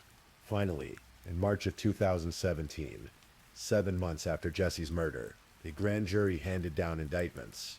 Vonda Starr Smith was charged with 2 counts of first-degree murder, 1 for Jessie Nicole Morrison, and 1 for her unborn child. Vonda turned herself in, maintaining her innocence. She hired attorney Gene J. Scott to defend her, and in May of 2018, her case went to trial in Greene County Criminal Court before Judge John F. Duggar, Jr. The trial brought everyone together in that courthouse in Greenville. Tammy Morrison took the stand, speaking about her daughter, about the last time she'd seen Jesse alive, about going to Vonda's house that night searching for answers. The grief in that courtroom was palpable, settling over everyone like the heavy Tennessee summer air. Prosecutors Cecil Mills Jr. and David Baker laid out their case. They presented the blood evidence, the strained relationship, the text messages showing escalating tension. They argued that Vonda had become obsessed with controlling access to Channing, that Jesse's impending marriage represented a threat to that control, and that in a moment of rage or desperation, Vonda had killed her. The defense argued insufficient evidence. They pointed to Vonda's age and physical condition, questioning how she could have carried out such a brutal attack alone. They raised the issue of the unidentified male DNA, suggesting other suspects hadn't been properly investigated. They mentioned that Vonda had been cooperative throughout, that she'd willingly given access to her vehicle. Would a guilty person do that? Gene Scott emphasized the circumstantial nature of the evidence. Yes, Jesse's blood was in Vonda's car, but did that prove Vonda had killed her? Could someone else have used the vehicle? Could there be explanations they weren't seeing? But the blood evidence was powerful.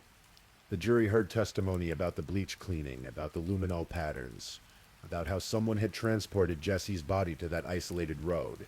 They heard about the relationship dynamics, the control issues, the fear of losing access to a beloved grandchild. On May 25th, 2018, after hearing all the evidence and deliberating on what they'd learned, the jury returned their verdict. Guilty. Guilty of first-degree murder in the death of Jessie Nicole Morrison. Guilty of second-degree murder in the death of her unborn child. Vonda showed little emotion as the verdict was read. In the courtroom, Tammy Morrison finally had the answer she'd been waiting for. Though answers rarely bring the peace we hope they will. 1 month later, on June 25th, Judge Duggar sentenced Vonda to life in prison on the first-degree murder conviction, with 85% release eligibility on a 60-year sentence. The math was stark. Vonda would need to serve 51 years before being considered for parole. At 55 years old, that effectively meant the rest of her life. She received an additional 25 years for the second-degree murder, to run concurrently. Vonda was sent to the West Tennessee State Penitentiary. According to Department of Corrections records, she won't be eligible for release until 2075.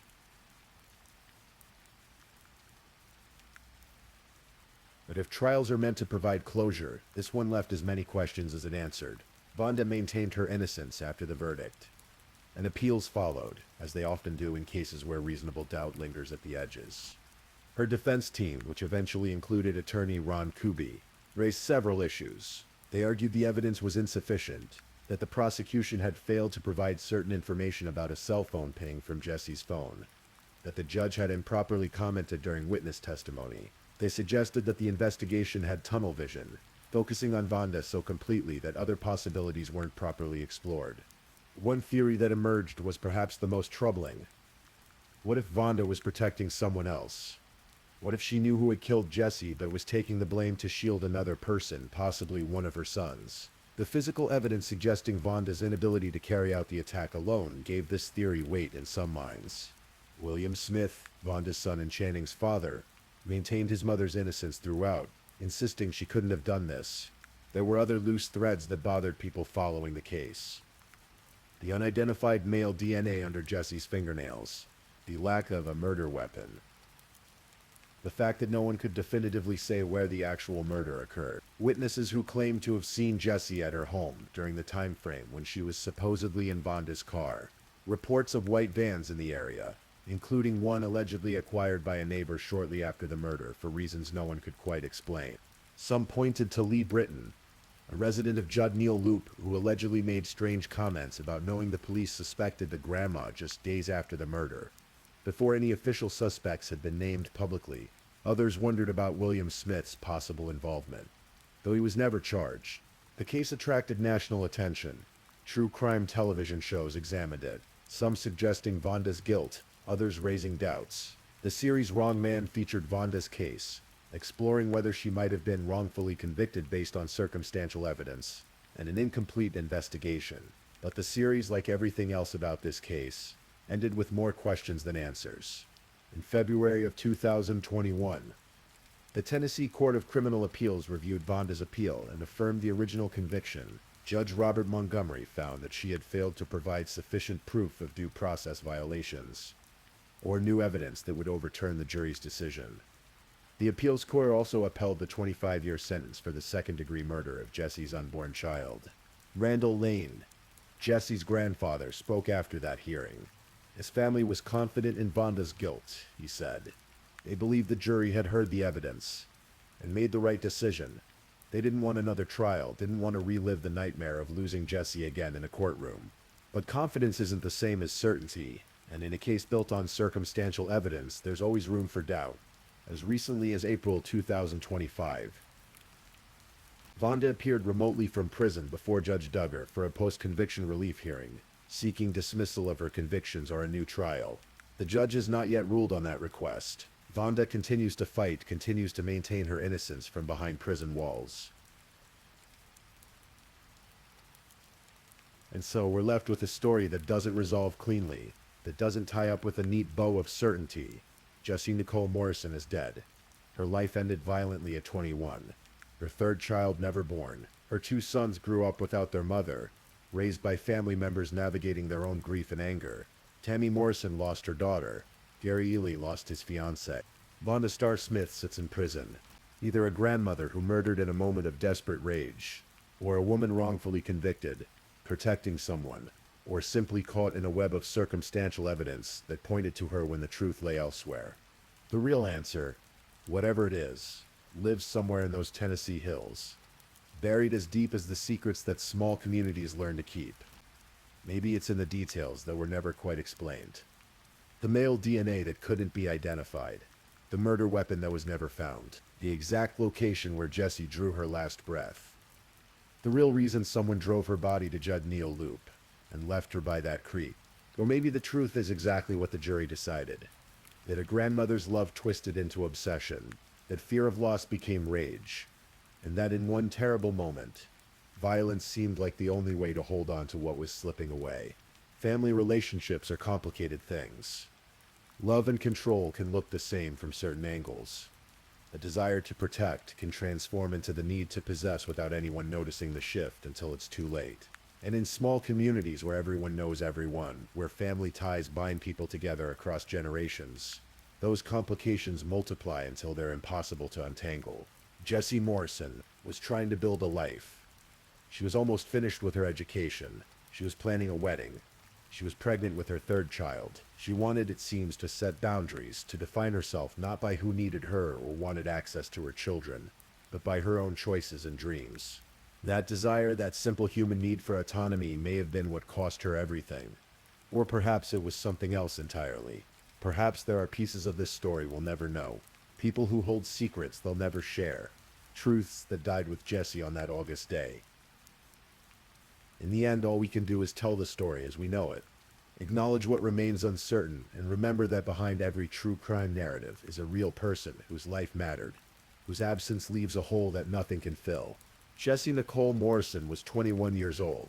She had dark hair and tattoos. She loved her children. She was working toward a better future. She died violently in the summer of 2016 in the hills of East Tennessee. And justice, whatever that means, is still being debated in courtrooms and in the minds of everyone who knew her. Her story doesn't have a clean ending. Maybe that's appropriate. Maybe some stories aren't meant to be resolved completely. Maybe they're meant to remain as questions, reminding us how little we truly know about what happens behind closed doors, in private moments, in the hearts of people we think we understand. Please, if you're still awake, let's move on to our last story.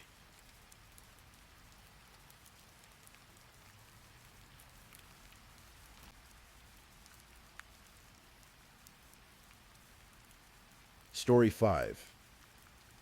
Tonight we're going to journey together through a story that unfolded in the quiet neighborhoods of Warren, Ohio, in the summer of 2015. A story about a young mother, a betrayal of trust, and the persistence of those who refuse to let her be forgotten. Warren, Ohio is the kind of place where neighbors know each other, where children play on sidewalks lined with mature trees, and where summer evenings bring families out onto their porches. It's a community that had seen better days economically, but the bonds between families remain strong. On Southern Boulevard Southwest, in one of these modest neighborhoods, lived 18-year-old Alicia Bell. Alicia was petite, just 5 feet 1 inch tall and weighing around 115 pounds. But those who knew her would tell you that her spirit was much larger than her small frame suggested. She had a presence about her, a confidence that her cousin LaCara would later describe as the Alicia way. It was a way of moving through the world that said you should never be afraid to reach for what you wanted. Never say no to yourself. Never let fear win. Her mother, Tiffany Nepper, could still hear Alicia's voice in the quiet moments. Could still smell her daughter's perfume lingering in the hallway. Alicia lived with her mother and her young son, a beautiful 2-year-old boy named Damon Hunter. Being a mother had changed Alicia. She was devoted to her son in a way that everyone noticed. She would never stay away from him for long, never let a day pass without seeing his face, hearing his laugh. The evening of July 23rd, 2015, began like any other summer evening. The sun was beginning its slow descent toward the horizon, painting the sky in shades of amber and rose. Alicia told her mother she was going to walk to her uncle's house, just a short distance through the neighborhood. She'd be back for dinner, she said. It was routine, simple, safe, or so everyone thought. Around 5 o'clock that evening, Alicia left her mother's house. Neighbors would later recall seeing her, a young woman walking with purpose down the familiar streets. Some remembered seeing her get into a white vehicle, though the details were hazy in the way that everyday moments often are. We don't study the things that seem ordinary. We don't memorize license plates or scrutinize drivers when we think someone is just getting a ride from a friend. But somewhere during that walk, somewhere between her mother's home and her uncle's house, Alicia's ordinary evening became something else entirely. Her mother's phone buzzed with an incoming text message. It was early, around 6 in the morning on July 24th. An unusual time for Alicia to be awake. Tiffany Nepper looked at the screen and felt her heart clench. The message was from Alicia's phone, but the words carried a weight of terror. "Mom, if I make it home, I need you. I'm scared." A mother knows her child's voice. even in text form. Tiffany immediately called Alesha's number. Once, twice, 3 times. Each call went straight to voicemail, that automated voice telling her the person she was trying to reach was unavailable. She kept calling, over and over. The phone just kept going to voicemail. Then came another text. This one claimed Alesha was with someone from Columbus, someone unknown. But Tiffany Nepper knew something was wrong. The way the sentences were structured, the grammar and punctuation, it didn't match how Alesha wrote. These weren't her daughter's words, someone else had her phone. Then the phone went silent completely. The battery had died, or it had been turned off or destroyed. The connection was severed. Alesha never made it to her uncle's house that evening. She never came home for dinner. And after that terrifying text message, she was never heard from again. In the days that followed, as Tiffany Nepper realized her daughter wasn't coming home, she did what any mother would do. She filed a missing persons report with the Warren Police Department. She rallied the community. She made flyers with Alesha's picture, that beautiful young face, those eyes that held so much confidence and determination. The family held press conferences. Alesha's siblings spoke about their sister, how beautiful she was, how smart, how willful and independent. Her 15-year-old cousin Lykyra talked about how Alesha had given her confidence, taught her to sing and dance without fear, showed her how to be smart and strong. She taught me the Alesha way, Lykyra said, her voice breaking, to never say no to something you want, to yourself. Nearly 100 people gathered in front of the home Alesha shared with her mother and son. They formed a prayer walk, moving through the same streets where Alesha had last been seen. Ohio State Highway Patrol Lieutenant Marvin Hill, who had grown up in this very neighborhood, spoke to the crowd. He warned them about human traffickers, about predators who targeted young people, who used tricks and manipulation to lure them into the sex trade. The family believed Alesha was alive. They had to believe it. Tiffany Timper's certainty was absolute. Someone has her and won't let her come home. As the investigation progressed, one name kept surfacing. James Brooks, 40 years old. The man who had attended high school with Alesha's mother. Someone the family had trusted. Someone they thought was safe. Brooks lived in Roaming Shores, a small village in Ashtabula County about 30 miles north of Warren. He had moved there in May of 2015 from Trumbull County. Moved there, he would later tell investigators, to lay low, to hide from people he'd had arguments with, people including Alesha's father. Warren police searched Brooks' home in the weeks after Alesha disappeared, looking for any sign of the missing young woman. They found nothing. Brooks was cooperative, or seemed to be. He admitted he had seen Alesha on July 23rd, the very day she disappeared. He was, as far as anyone could determine, the last person to see her alive. But Alesha wasn't at his house. The search turned up empty. The investigation seemed to stall. August 20th, 2015, a Thursday. Narcotics agents had been building a case against James Brooks, and on this summer day they executed a search warrant at his rented home on Route 6 in Roaming Shores. They were looking for drugs. They were looking for weapons. They were looking for evidence of illegal activity. What they found was far worse than they had imagined. As officers searched the property, they moved to the backyard. There, near the woods that bordered the property, was a fire pit. It wasn't unusual. Many homes have fire pits for evening gatherings, for roasting marshmallows, for the simple pleasure of watching flames dance against the darkness. But as the officers examined the fire pit more closely, they saw something that made them stop. Among the ashes and charred wood were fragments that didn't belong. Bones.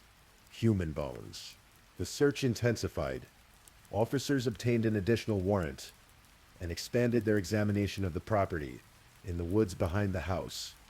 They found more remains, all of them charred, all of them carefully concealed in places where fire had done its terrible work of destruction. They also found a burned cell phone in the fire pit. James Brooks was immediately arrested. The charges began with drug trafficking, weapons violations, and one that carried a particular horror: abuse of a corpse. For Alesha's mother, the next days were a special kind of torture. She gave a DNA sample on that Thursday, when the remains were discovered. Now she had to wait while forensic scientists at the Cuyahoga County Medical Examiner's office conducted their analysis. Had to wait while they compared her genetic material to the charred bones found in James Brooks' backyard. Tiffany Nepper sat in her home on Southern Boulevard, surrounded by family and friends and neighbors. Everyone offering support. Everyone hoping against hope that the remains would belong to someone else. Anyone else. I pray it's not denial, Tiffany told reporters. But I know that is not her. The family continued to hold vigils, continued to pray. Alesha's brother Nate spoke to the media, his voice filled with desperate hope. She's a fighter. It can't be her. But deep down they knew. When someone you love goes missing, when you hear that terrified text message, when the phone goes silent and days turn into weeks, deep down you know. On September 3rd, 2015, 6 weeks after Alesha disappeared, Ashtabula County Sheriff William Johnson and Coroner Pamela Lancaster held a press conference. The DNA results had come back. They were a 99.99% match. The remains found in James Brooks' fire pit, the bones discovered in the woods behind his home. They belonged to Alesha Bell. When the coroner's deputy arrived at Tiffany Nepper's home to deliver the news, the house was already filled with people, family, friends, neighbors. Everyone preparing for what they hoped wouldn't be true but feared was inevitable. Miriam Fife, a retired county victims advocate, sat with Tiffany as the news was delivered. She watched as a mother's last fragment of hope was shattered. Watched as the awful weight of certainty replaced the agony of not knowing. I still hear her, Tiffany would say later, tears streaming down her face. I still smell her. When all is quiet around me, and I close my eyes, I can still hear her voice. She talked about the last time she saw her daughter, how cheerful Alesha had been, how she'd said she'd be back for dinner, how that was so out of character for her to disappear, how Alesha loved her son so much, would never stay away from him this long. I would trade places with her right now, Tiffany said. Right now, I love my daughter so much.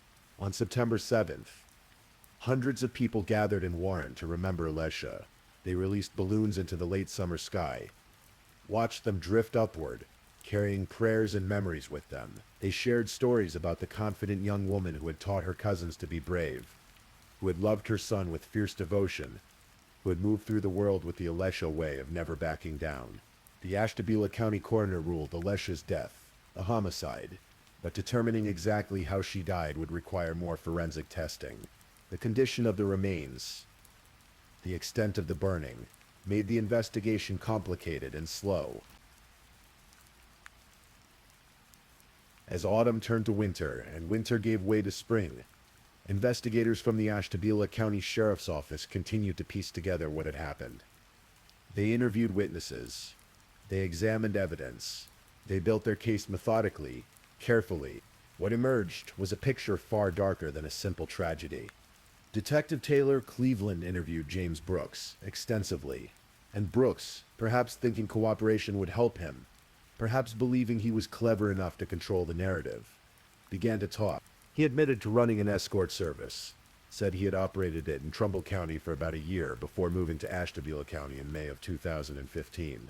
He described how it worked. He would book dates for young women, provide them with a credit card to rent motel rooms, and in return he would take approximately half of their earnings.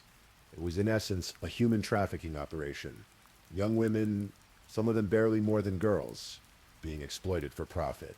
Brooks admitted he was the only person who used the fire pit on his property. When questioned about when it had last been used, he gave different stories, conflicting accounts. The kind of inconsistency that investigators recognize as the hallmark of deception. He admitted seeing Alesha on July 23rd, admitted she had been to his property, but his story kept changing, kept shifting, kept leaving out crucial details. Warren police had actually searched Brooks's home weeks before the drug raid. Looking for Alesha, they had found nothing then. Had Brooks hidden her so well? Had she already been killed? Had he already destroyed evidence by the time police first arrived? The charred cell phone found in the fire pit, investigators believed it was Alesha's. The phone that had sent that terrifying text message to her mother. The phone that had gone silent on May 25th, 2016, nearly a year after Alesha disappeared. The Ashtabula County grand jury, issued a new indictment against James Brooks. In addition to the drug charges and abuse of corpse, he now faced 2 counts of involuntary manslaughter, kidnapping, human trafficking, abduction, compelling prostitution, tampering with evidence, possession of cocaine and heroin, possession of criminal tools. Prosecutor Nicholas Diaraki made a statement to the media. The investigation, he said, had revealed that Alesha was part of Brooks's human trafficking operation, that there were other victims, other young women from Trumbull County who had been exploited by this man. There are others that were involved in his human trafficking ring, Diaraki said. But we believe Alesha Bell was part of it. The prosecutor also revealed something chilling. At some point, Alesha had become afraid. There was evidence that she feared for her life. And shortly after she expressed that fear, her remains were found at Brooks' residence. Investigators believe the trafficking operation had been running since at least May of 2014, but Diaraki suspected it had been going on much longer. James Brooks became a person of interest in another disappearance, 22-year-old Jesmaine Smith, who had also gone missing from Warren. Like Alesha, Jesmaine knew Brooks. Like Alesha, she had vanished without a trace. The case moved slowly through the legal system. Months passed. Seasons changed. Tiffany Knepper cared for her grandson Diamond. Now growing up without his mother, she tried to answer his questions about where Mommy was. Tried to help him understand something that no child should have to understand. On February 1st, 2017, nearly a year and a half after Alesha's death, James Brooks appeared in court. He pleaded guilty, not to all charges. The trafficking charges were dropped for reasons that were never fully explained to the public. But Brooks admitted to involuntary manslaughter, to kidnapping, to compelling prostitution, to gross abuse of a corpse. He was sentenced to 30 years in prison. The sentences would run concurrently, meaning he would serve them at the same time rather than one after another. 30 years for taking a young mother from her son. 30 years for ending a life that had been full of confidence and promise. 30 years for betraying the trust of a family who had believed he was safe. Some felt it wasn't enough. Alesha's family would never get her back. Damon would grow up without his mother. The Alesha way would live on only in the memories of those who had loved her. But at least there was certainty. At least there was no more wondering. No more hoping that maybe, somehow, she was alive somewhere. The case of Alesha Bell sent shockwaves through Warren and the surrounding communities. It forced people to confront an uncomfortable truth. Human trafficking wasn't something that only happened in big cities or foreign countries. It was happening here, in small towns, in familiar neighborhoods, to girls that families knew. Ohio officials began tracking human trafficking cases more carefully. The numbers were disturbing. Reports showed that cases had increased dramatically, that predators were operating in communities just like Warren, identifying vulnerable young people and exploiting them. Law enforcement officials, like Lieutenant Marvin Hill, who had spoken at Alesha's prayer vigil, began educational outreach, teaching parents and young people about the warning signs, about the tactics traffickers used, about how someone who seemed trustworthy, someone like a family friend, could be the most dangerous person of all. James Brooks remained a person of interest in other cases. Other families with missing daughters looked at his case and wondered if he knew something, wondered if their loved ones had crossed his path. For Tiffany Knepper, life became divided into before and after. Before July 23rd, 2015, and after. Before that text message, and after. She kept Alesha's memory alive for Damon, told him stories about his mother's confidence, her strength, her love. Made sure he knew that his mother had fought, that she had been scared, that she had tried to reach out, that she had sent that message hoping someone could save her. The community of Warren came together in the aftermath, supporting the family, creating funds to help with expenses. The simple kindness of neighbors and strangers became a lifeline in the darkest time. On quiet evenings in Warren, if you walk down Southern Boulevard Southwest, you might think about Alesha Bell, about a young woman who lived there with her mother and son, who walked these same sidewalks on summer evenings, who taught her younger cousins to be brave and confident. You might think about how an ordinary walk to a relative's house became a tragedy, how a family friend became a predator, how trust can be violated in the most terrible ways. But you might also think about resilience, about a family that refused to give up looking for answers, about a community that came together to remember and support, about a little boy named Demond, who carries his mother's legacy forward.